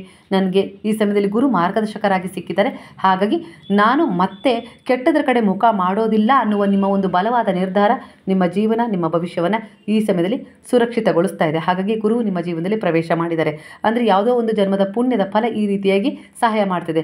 ಅಂದರೆ ಬಾಬಾ ಹೇಳ್ತಾರಲ್ಲ, ನೀನು ಯಾರಿಗಾದರೂ ಒಂದು ಸಹಾಯ ಅನ್ನದ ರೂಪದಲ್ಲಾದರೂ ಮಾಡು, ಸೇವೆಯ ರೂಪದಲ್ಲಾದರೂ ಮಾಡು, ಇನ್ಯಾವುದೇ ರೀತಿಯಲ್ಲಿ ನೀವು ಯಾರಿಗೋ ಅಳುವವರಿಗೆ, ಒಂದು ದುಃಖದಲ್ಲಿದ್ದವರಿಗೆ ನಿನ್ನ ಕೈಲಾದಾಗ ಯಾವತ್ತಾದರೂ ನೀನು ಸಹಾಯ ಮಾಡಿದ್ದೆ ಆದರೆ ಅದು ನನ್ನ ಪೂಜೆಯಾಗಿ ಕನ್ವರ್ಟ್ ಮಾಡಿಕೊಂಡು ನಾನು ನಿನಗೆ ಸಹಾಯ ಮಾಡಲಿಕ್ಕೆ ಓಡೋಡಿ ಬರ್ತೀನಿ ಅನ್ನೋ ರೀತಿಯಲ್ಲಿ ಗುರು ಈ ಸಮಯದಲ್ಲಿ ನಿಮ್ಮ ಸಹಾಯಕ್ಕಾಗಿ ಬಂದಿದ್ದಾರೆ. ಅಂದರೆ ಈ ಸಮಯದಲ್ಲಿ ಇಲ್ಲಿ ಯಾವ ರೀತಿ ನಿಮಗೊಂದು ಸಂಕ್ಷಿಪ್ತವಾಗಿ ಸಹಾಯ ಸಿಗ್ತಾ ಇದೆ ಅಂದರೆ ಗುರುವಿನಿಂದ ಮಾರ್ಗದರ್ಶನದ ರೂಪದಲ್ಲಿ. ಅಂದರೆ ಯಾರೋ ನಿಮಗೇನು ಮಾಡಿದ್ದಾರೆ, ಇಲ್ಲ ನಿಮ್ಮ ಅತ್ತೆ ತೊಂದರೆ ಕೊಟ್ಟಿದ್ದಾರೆ, ಮಾವ ತೊಂದರೆ ಕೊಡ್ತಾ ಇದ್ದಾರೆ, ಇಲ್ಲ ಗಂಡ ತೊಂದರೆ ಕೊಡ್ತಾ ಇದ್ದಾರೆ, ಇನ್ನು ಯಾವುದೇ ರೀತಿ ಸಂಬಂಧದವರು ತೊಂದರೆ ಕೊಡ್ತಾ ಇದ್ದಾರೆ, ನಾನು ಅವ್ರಿಗೆ ಅದೇ ರೀತಿ ಮಾಡಬೇಕು ಅಂತ ಹೋದರೆ ಅಲ್ಲಿಗೆ ಮತ್ತೇನಾಗುತ್ತೆ ಅಂದರೆ ಆ ಕರ್ಮ ಇದೇ ಥರ ಮುಂದುವರಿತಾನೆ ಹೋಗುತ್ತೆ, ರೀಸೈಕ್ಲಿಂಗ್ ಆಗ್ತಾನೆ ಹೋಗುತ್ತೆ. ಅದ್ಬಿಟ್ಟು ಇಲ್ಲಿಗೆ ಮುಗಿಸ್ಬಿಡೋಣ, ಅವ್ರು ಏನೋ ಮಾಡಿದ್ದಾರೆ ಅದು ಅವ್ರು ಅನುಭವಿಸ್ತಾರೆ, ನಾನು ಅವ್ರ ಸುದ್ದಿಗೆ ಹೋಗೋದು ಬೇಡ, ಗಮನ ಕೊಡೋದು ಬೇಡ, ಅಲ್ಲಿ ನಾನು ಬುದ್ಧಿವಂತಿಕೆಯಿಂದ ವ್ಯವಹರಿಸಿ ನನ್ನ ಸಂಬಂಧದಲ್ಲಿ ಇರಬೇಕಿಲ್ಲ ಅಂತಲ್ಲ, ಆದರೆ ನಾನು ಅದನ್ನು ಬ್ಯಾಲೆನ್ಸ್ ಮಾಡ್ತೀನಿ. ಆ ಆತ್ಮವಿಶ್ವಾಸದಿಂದ ಹೋರಾಟ ಮಾಡಿದಾಗ ಕರ್ಮ ಅಲ್ಲಿಗೆ ಎಂಡ್ ಆಗುತ್ತೆ. ನಿಮ್ಮ ಬ್ಯಾಡ್ ಕರ್ಮ ಹೊಸ ಒಂದು ಪುಣ್ಯದ ವೃದ್ಧಿಯ ಕರ್ಮ ನಿಮ್ಮ ಜೊತೆ ಜೋಡಣೆ ಆಗುತ್ತೆ. ಅಂದರೆ ಇಲ್ಲಿ ಯಾವ ರೀತಿ ಅಂದರೆ ಯಾರೋ ಏನೋ ಅಂತಿದ್ದಾರೆ ಅಂದರೆ ಅದಕ್ಕೆ ಉಪ್ಪು ಖಾರ ಮಸಾಲೆ ಹಾಕಿ ಇನ್ನೂ ರೀತಿಯಲ್ಲಿ ಜಗಳ ಮಾಡೋದಕ್ಕಿಂತ ಅದನ್ನು ಅಲ್ಲೇ ನೀವು ನಿಲ್ಲಿಸಿ ಬೇರೆ ರೀತಿಯಲ್ಲಿ ಹಿಂದೆ ಸರಿದು ಮುಂದೆ ಹೋಗಲಿಕ್ಕೆ ಪ್ರಯತ್ನ ಪಡಿ. ನಿಮಗೆ ಜೀವನದಲ್ಲಿ ಬೇಕಾದಷ್ಟಿದೆ ನೀವು ಒಳ್ಳೆಯದನ್ನು ಪಡ್ಕೊಳ್ಳೋಕ್ಕೆ, ಆ ದಾರಿಯ ಕಡೆ ಗಮನ ಕೊಡಿ. ಹಾಗಾಗಿ ತಡೆದು ನಿಲ್ಲಿಸ್ತಾ ಇದ್ದಾರೆ, ಯಾರೋ ಏನೋ ಅಂತ ಇದ್ದಾರೆ, ದುಃಖ ಕೊಡ್ತಾ ಇದ್ದಾರೆ, ನಿಮಗೆ ನಿಂದಿಸ್ತಾ ಇದ್ದಾರೆ, ಅವಮಾನಿಸ್ತಾ ಇದ್ದಾರೆ, ಇಲ್ಲ ಏನೋ ಕಿತ್ಕೊಂಡಿದ್ದಾರೆ ಮಾಡಿದ್ದಾರೆ, ಇವೆಲ್ಲ ಯೋಚನೆಗಳಿಂದ ನೀವು ಕುಗ್ಗಿ ಅಲ್ಲೇ ನಿಂತರೆ ನೀವು ಅಲ್ಲೇ ಇರ್ತೀರ, ಮುಂದೆ ಹೋಗ್ಲಿಕ್ಕೆ ಸಾಧ್ಯ ಇಲ್ಲ. ಮುಂದೆ ದಾರಿ ಇದೆ, ನಿಮಗೆ ಹೋಗೋದು ಬೇಡ ಅನ್ನೋದಿಲ್ಲ. ಭಗವಂತ ವಿಶಾಲವಾಗಿದೆ ಜಗತ್ತು, ನೀನು ಎಲ್ಲಿಗಾದರೂ ಹೋಗು, ನಾನು ನಿನ್ನ ಜೊತೆಗೆ ಇರ್ತೀನಿ ಅಂತ ಹೇಳ್ತಾರೆ. ಆದರೆ ಈ ಸಮಯದಲ್ಲಿ ನೀವು ಈ ರೀತಿಯ ಒಂದು ಕರ್ಮಕ್ಕೆ ಸಿಕ್ಕ ಹಾಕ್ಕೊಂಡು ಏನು ಮಾಡ್ತೀರಾ, ಅಲ್ಲೇ ಇರ್ತೀರಾ, ಅವ್ರ ಹತ್ರನೇ ಜಗಳ ಮಾಡ್ತೀರಾ, ಅವ್ರು ಏನು ಮಾಡ್ತಾರೆ ನಾನು ಅದನ್ನೇ ಕೊಡ್ತೀನಿ ಅನ್ನೋ ರೀತಿಲಿ ಅವ್ರ ವಿರುದ್ಧ ನೀವು ಎಷ್ಟು ಹಾಗೆ ಸಾಧಿಸ್ತಾ ಹೋಗ್ತೀರೋ ನೀವು ಆ ಕರ್ಮದಲ್ಲೇ ಅಂದರೆ ಆ ಬ್ಲಾಕೇಜಲ್ಲೇ ನೀವು ಮುಳುಗ್ತೀರಾ, ಹೊರಗೆ ಬರೋಕ್ಕೆ ಆಗೋದಿಲ್ಲ ಅನ್ನೋ ರೀತಿಲಿ ಇಲ್ಲಿ ವಿಚಾರ ರೆಸೆಂಟ್ ಆಗ್ತಿದೆ. ವಾಸ್ತವ ಸತ್ಯ ಕೂಡ ಹೌದಾಗಿದೆ ಸ್ನೇಹಿತರೆ, ಸ್ವಲ್ಪ ಅರ್ಥ ಮಾಡ್ಕೊಳ್ಳಿ. ಹಾಗಾಗಿ ನೀವು ಇಲ್ಲಿಂದ ಹೊರಗೆ ಬನ್ನಿ. ಇಲ್ಲಿ ನಿಮಗೆ ಒಳ್ಳೆಯದು ಅನ್ನೋದು ತುಂಬಾ ಇದೆ, ಅದನ್ನು ನೀವು ಉಪಯೋಗ ಪಡ್ಕೊಳ್ಳಿ. ಅಂದರೆ ಈ ಜಗತ್ತಲ್ಲಿ ಒಳ್ಳೆಯದಿದೆ, ಈ ಪ್ರಕೃತಿ ತುಂಬಾ ನಮಗೆ ಸಹಾಯ ಮಾಡ್ತಾ ಇದೆ, ಅದಕ್ಕೆ ನಾವು ತುಂಬ ತೊಂದರೆ ಕೊಡ್ತಾ ಇದ್ದೀವಿ, ಅದನ್ನು ನಾಶದ ಅಂಚಿಗೆ ತೊಗೊಂಡು ಹೋದರೂ ಪರವಾಗಿಲ್ಲ, ಅದು ನಮಗೆ ಇಲ್ಲಿ ಸಹಾಯನೇ ಮಾಡ್ತಾ ಇದೆ. ಅಂದರೆ ಪಂಚಭೂತಗಳಾಗಿ ಅಂದರೆ ಗಾಳಿ, ಬೆಳಕು, ನೀರು, ಮಣ್ಣು, ಈ ರೀತಿಯಾಗಿ ಅದು ನಮಗೆ ಒಂದಲ್ಲ ಒಂದು ರೀತಿಯಲ್ಲಿ ಮನುಷ್ಯನ ಸ್ನೇಹಿ ಜೀವಿಯಾಗಿ ಸಹಾಯ ಮಾಡ್ತಾಯಿದೆ. ಅದನ್ನು ನಾವು ಅರ್ಥ ಮಾಡ್ಕೊಳ್ತಾ ಇಲ್ಲ, ಅದರಿಂದ ನಾವು ಕಿತ್ಕೊಳ್ತಾ ಇದ್ದೀವಿ ಹೊರತು ಅದಕ್ಕೆ ನಾವೇನು ಕೊಡ್ತಾ ಇಲ್ಲ ಅಲ್ವಾ. ಈ ವಾಸ್ತವ ಸತ್ಯ ಕೂಡ ನಮಗೆ ಅರ್ಥ ಮಾಡ್ಕೊಳ್ಳದೆ ನನಗೇ ಬೇಕು, ನನ್ನ ಮಕ್ಕಳಿಗೆ ಬೇಕು ಅನ್ನೋ ರೀತಿಲಿ ನಾವು ಕೆಲವೊಂದು ಸಾರಿ ಸ್ವಾರ್ಥಿಗಳಾಗ್ಬಿಡ್ತೀವಿ. ಒಂದು ಗಾದೆ ಮಾತೇ ಇದೆ, ಅದು ನಿಜವಾಗ್ಲೂ ಸತ್ಯವಾದ ಮಾತೆ, ಕೊಟ್ಟದ್ದು ತನಗೆ ಬಚ್ಚಿಟ್ಟಿದ್ದು ಪರರಿಗೆ ಅನ್ನೋ ಹಾಗಾಗ್ಬಿಡುತ್ತೆ. ಕೆಲವೊಂದು ಸಾರಿ ಎಷ್ಟೋ ಸಾರಿ ಆಗ್ಬಿಡುತ್ತೆ ಅಲ್ವಾ. ಹಾಗಾಗಿ ಬಾವಿಯೊಳಗಿನ ಕಪ್ಪೆಯಾಗಿ ಜೀವಿಸಬೇಡಿ. ಅಂದರೆ ಅವರೇನೋ ಮಾಡಿದ್ರು ನಾನು ಹಾಗೆ ಮಾಡ್ತೀನಿ ಅನ್ನೋ ರೀತಿಲಿ ಜೀವನ ಮಾಡಬೇಡಿ. ಇಲ್ಲಿ ನಿಮ್ಮ ಸೃಷ್ಟಿಯಾಗಿದೆ, ಜನನ ಆಗಿದೆ ಅಂದರೆ ಅದು ವಿಶೇಷವಾದ ಒಂದು ಕಾರ್ಯಕ್ಕೆ ಆಗಿರುತ್ತೆ. ಕೆಲವೊಂದು ಸಾರಿ ನಮ್ಮ ಕರ್ಮ ವಿಶೇಷವಾದನ್ನು ನಮಗೆ ಕೊಡಲಿಕ್ಕೆ ತಡೆ ಹಿಡಿದಿರುತ್ತೆ, ಅಂದರೆ ಒಂದು ಬ್ಲಾಕೇಜ್ಗಳನ್ನು ಉಂಟು ಮಾಡಿ. ಹಾಗಾಗಿ ಕೆಲವೊಂದು ಸಾರಿ ನಾವು ಅದೇ ರೀತಿಯ ಒಂದು ಜೀವನದಲ್ಲಿ ಕೊರಗಿ, ಇಲ್ಲ ಅವರು ಏನೋ ಮಾಡಿದ್ರು ನಾವೇನೋ ಮಾಡಿದ್ವಿ ಅನ್ನೋ ಸರ್ಕಲಲ್ಲೇ ರೀಸೈಕ್ಲಿಂಗ್ ಆಗ್ತಾ ಆಗ್ತಾ ಅಲ್ಲೇ ಮುಳುಗ್ಬಿಡ್ತೀವಿ, ಅದರಿಂದ ಹೊರಗೆ ಬರೋದಿಲ್ಲ. ಅದನ್ನು ಯಾವಾಗ ನಾವು ದಾಟಿ ಹೊರಗೆ ಬರ್ತೀವೋ ಆಗ ಇತಿಹಾಸ ರಚನೆ ಮಾಡ್ತೀವಿ. ಅಂದರೆ ಜಗತ್ತು ನೋಡುವಂಥ ಇತಿಹಾಸ ರಚನೆ ಮಾಡ್ತೀವೋ ಇಲ್ಲೋ ಗೊತ್ತಿಲ್ಲ, ಆದರೆ ನಾವು ನಮ್ಮ ಮಕ್ಕಳಿಗೆ ಪ್ರೇರಣೆ ಆಗ್ತೀವಿ. ಒಂದು ಒಳ್ಳೆಯ ರೀತಿಯಲ್ಲಿ, ಒಂದು ಪ್ರಕೃತಿಗಾಗಿರ್ಬೋದು, ಭಗವಂತ ಮೆಚ್ಚೋ ರೀತಿಲಾದರೂ ನಾವು ಒಂದು ಒಳ್ಳೆಯ ರೀತಿಯಲ್ಲಿ ಉತ್ತಮವಾದ ಜೀವನ ನಡೆಸ್ತೀವಿ ಅನ್ನೋ ರೀತಿಯಲ್ಲಿ ಇಲ್ಲಿ ವಿಚಾರ ರಿಸಲ್ಟ್ ಆಗ್ತದೆ. ಒಂದು ಬ್ಯಾಡ್ ಕರ್ಮವನ್ನು ಕಳ್ಕೊಳ್ಳೋದು ನಿಮ್ಮ ಕೈಯಲ್ಲೇ ಇದೆ, ಹಾಗೆ ಗುಡ್ ಕರ್ಮವನ್ನು ಕೂಡ್ಕೊಳ್ಳೋದು ನಿಮ್ಮ ಕೈಯಲ್ಲೇ ಇದೆ ಅನ್ನೋ ರೀತಿಯಲ್ಲಿ ಇಲ್ಲಿ ಸಂದೇಶ ಇವತ್ತಿನದು ನಿಮಗೆ ಸಿಗ್ತಾ ಇದೆ. ಯೋಚನೆ ಮಾಡಿ, ಇದೇ ರೀತಿ ಮೆಸೇಜ್ ಬಂದಿದೆ. ಯಾಕಂದರೆ ಕರ್ಮದ ಬಗ್ಗೆ ಹೇಳ್ತಾ ಹೋದರೆ ತುಂಬಾ ವಿಚಾರಗಳು ರೆಸೊನೇಟ್ ಆಗ್ತಾ ಹೋಗ್ತವೆ. ಹಾಗಾಗಿ ಇಲ್ಲಿ ನಾನು ಆದಷ್ಟು ನಿಮಗೆ ಮನದಟ್ಟಾಗುವ ತಿಳಿಸುವ ಪ್ರಯತ್ನವನ್ನು ಮಾಡಿದ್ದೇನೆ, ಯಾಕಂದರೆ ಇವತ್ತಿನ ಟಾಪಿಕ್ಕೇ ಅದಾಗಿತ್ತು. ಕೆಲವೊಂದು ಸಾರಿ ಏನಾಗುತ್ತೆ ಅಂದರೆ ಕೆಲವರಿಗೆ ಬಹಳ ಮೋಸ ಆಗ್ತಾ ಇರ್ತದೆ, ವಂಚನೆ ಆಗ್ತಾ ಇರ್ತದೆ. ಅಂದರೆ ಇದು ಅವರ ವ್ಯಕ್ತಿತ್ವದ ಸಮಸ್ಯೆನಾ, ಇಲ್ಲವೇ ಇವರೇನಾದರೂ ಅವರ ಸುತ್ತ ಇರುವ ಒಂದು ಸೋಲ್ ಎನರ್ಜಿಯಿಂದ ಅದನ್ನು ಆಕರ್ಷಣೆ ಮಾಡ್ಕೊಳ್ತಾ ಇದ್ದಾರಾ ಅಂತ ಅಂದರೆ ಸುತ್ತಮುತ್ತ ಯಾವೆಲ್ಲ ಸಂಬಂಧಗಳಿರ್ತಾವಲ್ವ ಅದರಿಂದ ಆ ರೀತಿಯ ವ್ಯಕ್ತಿತ್ವವನ್ನು ಸೆಳೆದುಕೊಳ್ತಾ ಇದ್ದಾರಾ. ಅಂದರೆ ನಿಮಗೆ ಯಾವ ರೀತಿ ಒಂದು ಸಂಸ್ಕಾರಗಳು ಸಿಕ್ಕಿರ್ತವೋ ಅದರ ಆಧಾರದ ಮೇಲೆಯೇ ನಿಮ್ಮ ವ್ಯಕ್ತಿತ್ವ ನಿರ್ಧಾರವಾಗಿರುತ್ತಾ ಅನ್ನೋ ಪ್ರಶ್ನೆಗೆ ಇಲ್ಲಿ ಈ ರೀತಿಯ ಉತ್ತರ ಸಿಗ್ತಾ ಇದೆ. ಅಂದರೆ ಕೆಲವೊಂದು ಸಾರಿ ಆಕರ್ಷಣೆಯ ಗುಣ ಇರುತ್ತೆ. ಅದು ಅಂದರೆ ಪದೇ ಪದೇ ನಿಮ್ಮ ಜೀವನದಲ್ಲಿ ಯಾವುದು ನಡೀತಾ ಇರುತ್ತಲ್ಲ, ಅದು ನಿಮಗೆ ಏನೋ ಕಲಿಸ್ಲಿಕ್ಕೆ ಬಂದಿದೆ ಅಂತಲೇ ಅರ್ಥ. ನೀವು ಒಂದು ಸಾರಿ ಆ ವಿಚಾರ ಎದುರಾದಾಗ ಕಲಿಯೋದಿಲ್ವಾ, ಮೋಸ ಅನ್ನೋದೇ ಆಗಿರ್ಬೋದು, ಇಲ್ಲ ಇನ್ಯಾವುದೋ ವಿಚಾರದಲ್ಲೇ ಆಗಿರ್ಬೋದು, ಪರಿವರ್ತನೆ ತಗೊಳ್ಳಿಲ್ಲ ಅಂದರೆ ಅದು ಅವ್ರು ಹೋಗ್ತಾರಲ್ಲಿಂದ, ಆದರೆ ಮತ್ತೊಬ್ಬರು ಬರ್ತಾರೆ ಅದೇ ಜಾಗದಲ್ಲಿ, ಮತ್ತದು ನಿಮ್ಗೆ ಅಲ್ಲಿ ಏನೋ ಕಲಿಸ್ಲಿಕ್ಕೆ ಬರ್ತಾ ಇರುತ್ತೆ, ಅದು ಮತ್ತು ಮೋಸದ ರೀತಿಯಲ್ಲೂ ಬರ್ಬೋದು. ಈ ರೀತಿ ಆಗ್ತಾ ಇರುತ್ತೆ. ಒಟ್ಟಾರೆಯಾಗಿ ನೀವು ಎಲ್ಲಿಯವರೆಗೂ ಆ ವಿಚಾರದಲ್ಲಿ ಒಂದು ಪರಿವರ್ತನೆ ತಗೊಳ್ಳೋದಿಲ್ವೋ, ಒಂದು ಬುದ್ಧಿ ಕಲಿಯೋದಿಲ್ವೋ, ಅಲ್ಲಿಯವರೆಗೂ ಅದು ನಿಮಗೆ ಎದುರಾಗ್ತಾ ಇರುತ್ತೆ ಅನ್ನೋ ರೀತಿಲಿ ಕೆಲವೊಂದು ಸಾರಿ ವಿಚಾರ ರೆಸನೇಟ್ ಆಗ್ತದೆ. ಇನ್ನೂ ಕೆಲವೊಂದು ಸಾರಿ ಏನಾಗುತ್ತೆ ಅಂದರೆ ನಿಮ್ಮ ಸುತ್ತಮುತ್ತ ನಿಮಗೆ ಯಾವ ರೀತಿ ಒಂದು ಎನರ್ಜಿ ಸಿಗ್ತಾ ಇರುತ್ತಲ್ಲ ಕೆಟ್ಟದು, ಅದನ್ನು ಕೂಡ ಕೆಲವೊಂದು ಸಾರಿ ನೀವು ಕ್ಯಾರಿ ಮಾಡ್ತೀರಾ. ಅಂದರೆ ಅದನ್ನು ನೋಡಿ ನೋಡಿ ನೀವು ಬೆಳೆದಿರ್ತೀರಲ್ಲ, ಹಾಗಾಗಿ ಕೆಲವೊಂದು ಸಾರಿ ಅದರಿಂದ ಹೊರಗೆ ಬರಬೇಕು ಅಂತೇಳಿ ಪ್ರಯತ್ನಪಟ್ಟು ಚೇಂಜ್ ಆಗ್ತೀರಾ. ಕೆಲವೊಂದು ಸಾರಿ ಅದರಲ್ಲೇ ಅದೇ ಸರಿ ಇದೆ ಅಂತೇಳಿ ಒಪ್ಕೊಂಡು ಕೂಡ ಅವ್ರು ಯಾವ ರೀತಿ ಒಂದು ವ್ಯಕ್ತಿತ್ವದಲ್ಲಿ ಕೆಟ್ಟದ್ದು ಮಾಡ್ತಾ ಇರ್ತಾರಲ್ಲ, ಅದನ್ನು ನಿಮ್ಮಲ್ಲೂ ಕೂಡ ರೂಢಿಸ್ಕೊಳ್ತೀರಾ. ಅಂದರೆ ಇಲ್ಲಿ ಭಗವದ್ಗೀತೆಯಲ್ಲಿ ಕೃಷ್ಣ ಹೇಳಿದಾನಲ್ವಾ, ಕರ್ಮ ಮಾಡು, ಕರ್ಮದ ಫಲವನ್ನು ನಾನು ಕೊಡ್ತೀನಿ ಅನ್ನೋ ರೀತಿಯಲ್ಲಿ. ಆದರೆ ಕರ್ಮ ಒಳ್ಳೇದು ಮಾಡಿದರೂ ಅದರ ಫಲವನ್ನು ಕೊಡ್ತಾರೆ, ಕೆಟ್ಟದನ್ನು ಮಾಡಿದರೂ ಅದರ ಫಲವನ್ನು ಅವ್ರು ಕೊಡ್ತಾರೆ. ಹಾಗಾಗಿ ಇಲ್ಲಿ ನೀವು ಯಾವ ಕರ್ಮ ಮಾಡಬೇಕು ಅಂತೇಳಿ ಸ್ವತಂತ್ರತೆ ಅನ್ನೋದು ನಿಮ್ಮ ಕೈಯಲ್ಲಿರುತ್ತೆ. ಅದಕ್ಕೆ ತಕ್ಕ ಹಾಗೆ ಗುರುವಿನ ಸಂದೇಶಗಳು ಸಿಗ್ತವೆ, ಮಾರ್ಗದರ್ಶನ ಸಿಗ್ತವೆ. ಈ ರೀತಿ ಜೀವನದಲ್ಲಿ ಪಾಠಗಳು ಕೂಡ ಆಗಾಗ ನಿಮಗೆ ಸಿಗ್ತಾ ಇರ್ತವೆ. ಅದರ ಆಧಾರದ ಮೇಲೆ ನೀವು ತಿರುವು ತಗೊಳ್ಬೇಕು. ಅಂದರೆ ತಪ್ಪುಗಳನ್ನು ತಿದ್ಕೊಳ್ಳೋಕ್ಕೆ ಅನೇಕ ರೀತಿಯ ಅವಕಾಶಗಳು ಸಿಕ್ಕಾಗ ನೀವು ತಿದ್ಕೊಳ್ಳಿಲ್ಲ ಅಂದರೆ ಪದೇ ಪದೇ ಅದೇ ರೀತಿಯ ಜನರಾಗಿರ್ಬೋದು, ಅದೇ ರೀತಿಯ ವಿಚಾರಗಳು ನಿಮ್ಮ ಸುತ್ತ ನಡೀತಾನೆ ಇರ್ತವೆ. ಹಾಗಾಗಿ ನೀವು ಯಾವಾಗ ಕೆಟ್ಟದ್ದು ಬೇಡೇ ಬೇಡ, ನನ್ನ ಜೀವನದಲ್ಲಿ ಕೆಟ್ಟವರು ಬೇಡೇ ಬೇಡ, ಅವರನ್ನು ಇಗ್ನೋರ್ ಮಾಡಿ ನನ್ನ ಜೀವನದಲ್ಲಿ ನಾನು ಒಂದು ಒಳ್ಳೆತನ ಪಡ್ಕೊಳ್ಳುವ ನಿಟ್ಟಿನಲ್ಲಿ ನಾನು ಮುಂದೆ ಸಾಗೋಣ ಅಂದಾಗ, ಹಾಗೂ ಕೂಡ ನಿಮಗೆ ಅನೇಕ ರೀತಿಯ ಪ್ರಕೃತಿಯ ಮೂಲಕ ಹಾಗೆ ನಿಮ್ಮ ಮನಸ್ಸಿನ ಒಂದು ಸ್ಥಿರವಾದ ಸ್ಥಿತಿಗತಿಗಳ ಮೂಲಕ ಒಂದು ಒಳ್ಳೆಯದು ಕನೆಕ್ಟ್ ಆಗುತ್ತೆ, ಸೋಲ್ ಎನರ್ಜಿಗಳು ಕನೆಕ್ಟ್ ಆಗ್ತವೆ. ಅದಕ್ಕೆ ಆ ಗುರುವು ಸಹಾಯ ಮಾಡ್ತಾರೆ ಆ ಸಮಯದಲ್ಲಿ. ಅಂದರೆ ನೀವು ಮಾಡಿದ ಪೂಜೆ ಪುನಸ್ಕಾರಗಳಿಗೆ ಬೆಲೆ ಸಿಗಲಿಲ್ಲ ಅಂತೇಳಿ ನೀವು ಅಂದ್ಕೊಳ್ತಿರಲ್ಲ, ಕೆಲವೊಂದು ಸರಿ ವ್ಯರ್ಥವಾಗ್ಬಿಡ್ತು, ನಾನು ಅಂದ್ಕೊಂಡಿದ್ದು ನಡೀಲಿಲ್ಲ ಅಂತೇಳಿ, ಇಂಥ ಸಮಯದಲ್ಲಿ ಅವರು ಬಂದು ನಿಮಗೆ ಸಹಾಯ ಮಾಡ್ತಾರೆ. ಅಂದರೆ ನೀವು ಮೊದಲು ತೀರ್ಮಾನ ಮಾಡಬೇಕು. ಅಂದರೆ ನನಗೆ ಕೆಟ್ಟದ್ದು ಬೇಡೇ ಬೇಡ, ಅದನ್ನು ಬಿಟ್ಟು ನಾನು ಹೊರಗೆ ಹೋಗೋಣ ಅಂದಾಗ ನಿಮಗೆ ಅವರು ಕೈ ಹಿಡಿದು ಮುಂದೆ ತಗೊಂಡು ಹೋಗ್ತಾರೆ. ಇಲ್ಲ ನೀವು ಎಲ್ಲಿವರೆಗೂ ಅದೇ ಸುಳಿಯಲ್ಲಿ ನಾನು ಇರ್ತೀನಿ ಅಂದಾಗ ಅವರು ದೂರ ನಿಂತು ನಿಮಗೆ ಪ್ರೇರಣೆ ಕೊಡ್ತಾರೆ, ಹೊರಗೆ ಬಾ, ನಾನು ನಿನಗೆ ಸಹಾಯ ಮಾಡ್ತೀನಿ ಅಂತೇಳಿ. ನೀವು ಅದನ್ನು ಅರ್ಥ ಮಾಡ್ಕೊಳ್ಳದೆ ಅವ್ರಿಗೆಲ್ಲ ರೀತಿಯಲ್ಲೂ ಒಂದು ಪರೀಕ್ಷೆಗಳನ್ನು ಇಟ್ಟೆ, ಅಂದರೆ ನಿಮ್ಮ ಜೀವನದಲ್ಲಿ ನೋವು ದುಃಖ ಸಮಸ್ಯೆಗಳನ್ನು ಕೊಟ್ಟಾದರೂ ನಿಮ್ಮನ್ನು ಹೊರಗೆ ತರಲಿಕ್ಕೆ ನೋಡ್ತಾರೆ ಅಂತ ಕೆಟ್ಟದ್ರಿಂದ. ಆದರೆ ನೀವು ಅದನ್ನು ಅರ್ಥ ಮಾಡ್ಕೊಳ್ಳಿಲ್ದಾಗ, ಹೀಲ್ ಮಾಡ್ಕೊಳ್ಳದೆ ನಿಮ್ಮನ್ನು ನೀವು ಹೊರಗೆ ಬರೆದಿದ್ದಾಗ ಅವರು ಕೂಡ ನಿಮ್ಗೆ ಸಹಾಯ ಮಾಡೋಕ್ಕಾಗೋದಿಲ್ಲ ಅನ್ನೋ ರೀತಿಯಲ್ಲಿ ಇಲ್ಲಿ ವಿಚಾರ ಬರ್ತದೆ. ಹಾಗಾಗಿ ಕೆಲವೊಂದು ಸಾರಿ ನಾವು ಮುಂದೆ ಹೋಗಬೇಕು ಅಂದರೆ ನಾವು ಮೊದಲು ಹೆಜ್ಜೆ ಇಡಲೇಬೇಕು. ಒಂದು ಮಗು ಎದ್ದು ನಿಲ್ಲಬೇಕು ಅಂದರೆ 1000 ಬಿದ್ದು ಹೇಳುತ್ತೆ. ಅದೇ ರೀತಿ ನಮಗೂ ಕೂಡ 1000 ಪೆಟ್ಟುಗಳು ಸಿಕ್ಕಿರ್ತವೆ. ಅಂದರೆ ಒಳ್ಳೆಯ ವ್ಯಕ್ತಿತ್ವವನ್ನು ಹೊಂದಲಿಕ್ಕೆ ಅದನ್ನು ಅರ್ಥ ಮಾಡ್ಕೊಳ್ಳದೆ ನಾವು ಇಷ್ಟೇ ನನ್ನ ಜೀವನ, ಇದೇ ನನ್ನ ಹಣೆ ಬರಹ ಅಂತೇಳಿ ಒಪ್ಕೊಳ್ಳೋದು ನಿಮ್ಮ ತಪ್ಪದು. ಯಾಕಂದರೆ ಭಗವಂತ ನಾನು ನಿಮಗೇನೂ ಕೊಡೋದಿಲ್ಲ ಅಂತ ಹೇಳಿದಿಲ್ಲ. ಅಂದರೆ ಕರ್ಮಗಳ ಆಧಾರದ ಮೇಲೆ ನಿನಗೆ ಏನು ಬೇಕಾದರೂ ಆಗ್ಬೋದು, ದೇವರೇ ಆಗ್ಬೋದು ಕೊನೆಗೆ, ಆ ರೀತಿ ಫಲ ನಾನು ಕೊಡ್ತೀನಿ. ಆದರೆ ಅಂತಹ ಒಂದು ದಾರಿಯನ್ನು ನೀನು ಆಯ್ಕೆ ಮಾಡ್ಕೋ ಅನ್ನೋ ರೀತಿಯಲ್ಲಿ ಇಲ್ಲಿ ಸಂದೇಶ ಸಿಗ್ತಾ ಇದೆ. ಅಂದರೆ ಭಗವದ್ಗೀತೆಯಲ್ಲಿ ಇನ್ನೊಂದು ಮಾತಿದೆ, ಅಂದರೆ ನಿನಗೆ ಕರ್ಮ ಮಾಡುವ ಅಧಿಕಾರ ಇದೆ, ಅಂದರೆ ಹಕ್ಕಿದೆ, ಆದರೆ ಫಲಗಳ ಮೇಲೆ ಹಕ್ಕಿಲ್ಲ. ಅಂದರೆ ಅದನ್ನು ನಿರ್ಧಾರ ಮಾಡಿ ಸಮಯಕ್ಕೆ ಸರಿಯಾಗಿ ನಿನಗೆ ಯಾವಾಗ ಅದು ಒಳಿತು ಅನಿಸುತ್ತೋ ಆ ಸಮಯದಲ್ಲಿ ನಾನು ಕೊಡ್ತೀನಿ ಅನ್ನೋ ರೀತಿಲಿ. ಅಂದರೆ ಈ ಸಮಯದಲ್ಲಿ ನೀವು ನನಗೆ ಅದೇ ಬೇಕು, ಅದೇ ವ್ಯಕ್ತಿ ಬೇಕು, ಮದುವೆ ಆಗೋ ವಿಚಾರದಲ್ಲಾಗಿರ್ಬೋದು, ಇಲ್ಲ ನನಗೆ ಅದೇ ರೀತಿಯ ಮನೆ ಬೇಕು, ಅದೇ ರೀತಿಯ ನಾನು ಕೂಡ ಕನಸು ಮಾಡ್ಕೊಳ್ಬೇಕು ಅಂದರೆ ಇನ್ನೊಬ್ಬರನ್ನ ಅನುಕರಣೆ ಮಾಡಬೇಡಿ. ಸ್ವತಂತ್ರತೆ ಇದೆ, ಅದರ ಆಧಾರದ ಮೇಲೆ ಕರ್ಮ ಮಾಡಿ, ಫಲ ಕೊಡುವವನು ನಾನೇ ಅನ್ನೋ ರೀತಿಲಿ ಇಲ್ಲಿ ಬಾಬಾ ಹೇಳ್ತಿದ್ದಾರೆ. ಹಾಗಾಗಿ ಇಲ್ಲಿ ನೀವು ಅವರ ಶರಣದಲ್ಲಿದ್ದೀರಾ ಅಂದರೆ, ಭಗವಂತನ ಶರಣದಲ್ಲಿದ್ದೀರಾ ಅಂದರೆ, ನೀವು ಬಯಸಿದ್ದಕ್ಕಿಂತ ಅಂದರೆ ನೀವು ದುಡುಕಿನಿಂದ ಏನೇನೋ ಬಯಸ್ತೀರಾ. ಅಂದರೆ ಮುಂದೆ ಏನಾಗುತ್ತೆ ಆ ವಿಚಾರದಿಂದ, ಆ ವ್ಯಕ್ತಿಯಿಂದ, ಆ ಜೀವನದಿಂದ ಅಂತೇಳಿ ನಿಮಗೆ ಗೊತ್ತಿರೋದಿಲ್ಲ. ಆದರೆ ನೀವು ನಂಬಿದ ಗುರುವಿಗೆ ಗೊತ್ತಿರುತ್ತೆ. ಹಾಗಾಗಿ ಅವರು ನೀವು ಬಯಸಿದ್ದಕ್ಕಿಂತ ಕೆಲವೊಂದು ಸಾರಿ ಅದನ್ನು ತಪ್ಪಿಸಿ ನಿಮಗೆ ಯಾವುದು ಒಳ್ಳೆಯದೋ, ನಿಮಗೆ ಯಾವುದು ಸುರಕ್ಷಿತವೋ ಆ ದಡವನ್ನು ಸೇರಿಸ್ತಾರೆ ಅನ್ನೋ ರೀತಿಯಲ್ಲಿ ಇಲ್ಲಿ ವಿಚಾರ ರೆಸನೆಟ್ ಆಗ್ತದೆ. ಹಾಗಾಗಿ ಕೆಲವೊಂದು ಸಾರಿ ವ್ಯತ್ಯಾಸ ಆಗ್ತವೆ. ಮುಂದೆ ನಿಮಗೆ ಅನಿಸುತ್ತೆ, ಈಗಾಗಲೇ ಅನಿಸಿದೆ ನನಗೆ ಅದಕ್ಕಿಂತ ಈಗ ಸಿಕ್ಕಿರೋ ಜೀವನನೇ ಒಳ್ಳೆಯದು, ಹೌದು ನಾನೇನೋ ಆಗ್ಬಿಡ್ತಿದ್ದೆ, ಈಗ ನಾನು ಪರಿವರ್ತನೆ ಹೊಂದಿರೋದೇ ಸರಿ ಇದೆ, ಆಗದು ಸಿಕ್ಕಿದರೆ ಹಾಗಾಗ್ಬಿಡ್ತಿದ್ದೆ, ಅಂದರೆ ಇನ್ನೇನೋ ಆಗ್ಬಿಡ್ತಿದ್ದೆ, ಅದು ಸಿಗದಿದ್ದೇ ಒಳ್ಳೆಯದು ಅನ್ನೋ ರೀತಿಯಲ್ಲಿ ನೀವು ಅರ್ಥ ಮಾಡ್ಕೊಂಡಿದ್ದೀರಾ ಅಂದರೆ ಅಲ್ಲಿಗೆ ಅರ್ಥ ಮಾಡ್ಕೊಳ್ಳಿ ಆ ಗುರುವಿಗೆ ನಿಮ್ಮ ಮೇಲೆ ಎಷ್ಟು ಪ್ರೀತಿ ಇದೆ, ಪ್ರೇಮ ಇದೆ ಅಂತ ಹೇಳಿ, ದಯೆ ಇದೆ, ಕರುಣೆ ಇದೆ ಅಂತೇಳಿ. ಹಾಗಾಗಿ ಅವರು ಈ ಸಮಯದಲ್ಲಿ ನಿಮ್ಮ ಜೀವನದಲ್ಲಿ ಬಂದಿದ್ದಾರೆ, ನಿಮ್ಮ ಕರ್ಮವನ್ನು ಒಂದು ಬೆಟರ್ ಮಾಡ್ತಾ ಇದ್ದಾರೆ, ಅಂದರೆ ಶುದ್ಧೀಕರಣಗೊಳಿಸ್ತಾ ಇದ್ದಾರೆ. ಹಾಗಾಗಿ ಇಲ್ಲಿ ರೀಸೈಕ್ಲಿಂಗ್ ನಡೀತಾ ಇದೆ, ಶುದ್ಧೀಕರಣಗೊಳ್ತಾ ಇದೆ. ನಿಮ್ಮ ಜೀವನದಲ್ಲಿ ನೀವು ಏನು ಬಯಸಿದರೋ ಅದರಲ್ಲಿ ಪರಿವರ್ತನೆ ಸಿಗುತ್ತೆ. ಮುಂದೆ ನೀವು ಯಾವ ರೀತಿ ಒಂದು ಕೆಲಸ ಬೇಕು, ಜೀವನ ಬೇಕು, ಸಂತಾನ ಬೇಕು, ಇವೆಲ್ಲದಕ್ಕೂ ನೀವು ಗುರುವಿನಲ್ಲಿ ಒಂದು ಏನು ಪ್ರಾರ್ಥನೆಯ ಮೂಲಕ ಒಂದು ಸಂಕಲ್ಪದ ರೀತಿಯಲ್ಲಿ ಒಂದು ದೃಢವಾದ ವಿಶ್ವಾಸದಿಂದ ಶರಣಾಗಿದ್ದೀರಲ್ಲ, ಅದರಲ್ಲಿ ನಿಮಗೆ ಪರಿವರ್ತನೆ ಸಿಗುತ್ತೆ. ಇಲ್ಲಿ ಅವರು ನೀಡದ ಭಾಗ್ಯ ಯಾವುದೂ ಇಲ್ಲ. ಯಾಕಂದರೆ ಇಲ್ಲಿ ಆ ಭಾಗ್ಯದಾತರು ಅಂದರೆ ನಮ್ಮ ಭಾಗ್ಯದಾತರು ಅವರೇ ಆಗಿದ್ದಾರೆ, ಜನ್ಮದಾತರು ಕೂಡ ಮೂಲ ಜನ್ಮದಾತರು ಅವರೇ ಆಗಿದ್ದಾರೆ ಅಂದಮೇಲೆ ಖಂಡಿತವಾಗಿಯೂ ಇಲ್ಲಿ ಅವರಿಂದ ನಿಮಗೆಲ್ಲದೂ ಸಿಗುತ್ತೆ, ಬಯಸಿದ್ದೆಲ್ಲವೂ ಸಿಗುತ್ತೆ.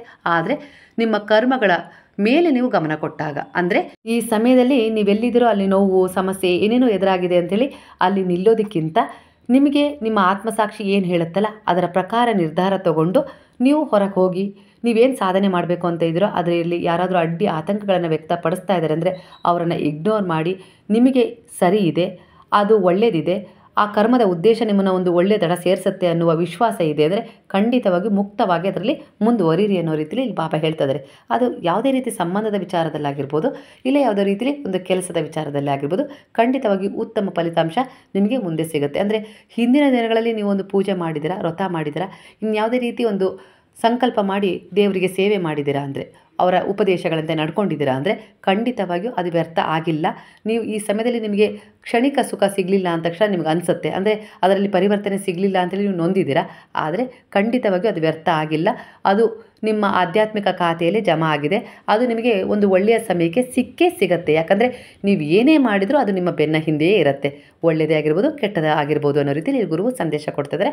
ಹಾಗಾಗಿ ಈ ಸಮಯದಲ್ಲಿ ನೀವು ಏನು ಕೊಟ್ಟಿದ್ರೋ ಏನು ಮಾಡಿದ್ರೋ ಅದಕ್ಕೆ ಪರಿವರ್ತನೆ ಖಂಡಿತವಾಗಿಯೂ ನಾನು ಕೊಡ್ತೀನಿ ಅನ್ನೋ ರೀತಿಯಲ್ಲಿ ಇಲ್ಲಿ ಗುರು ಬ್ಲೆಸ್ಸಿಂಗ್ ಕೊಡ್ತಾ ಇದ್ದಾರೆ. ಈ ಸಮಯದಲ್ಲಿ ಕೆಲಸ ಸಿಗ್ತಾ ಇಲ್ಲ, ಉತ್ತಮವಾದ ಕೆಲಸ ಇಲ್ಲ, ವ್ಯಾಪಾರದಲ್ಲಿ ನಷ್ಟ ಆಗ್ತಾ ಇದೆ, ಇಲ್ಲ ಮಗು ಆಗ್ತಾ ಇಲ್ಲ, ಇಲ್ಲ ಮದುವೆ ಆಗ್ತಾ ಇಲ್ಲ, ಈ ರೀತಿಯಲ್ಲಿ ನಿಮ್ಮನ್ನು ನೀವು ಹೀಯಾಳಿಸ್ಕೊಳ್ಬೇಡಿ.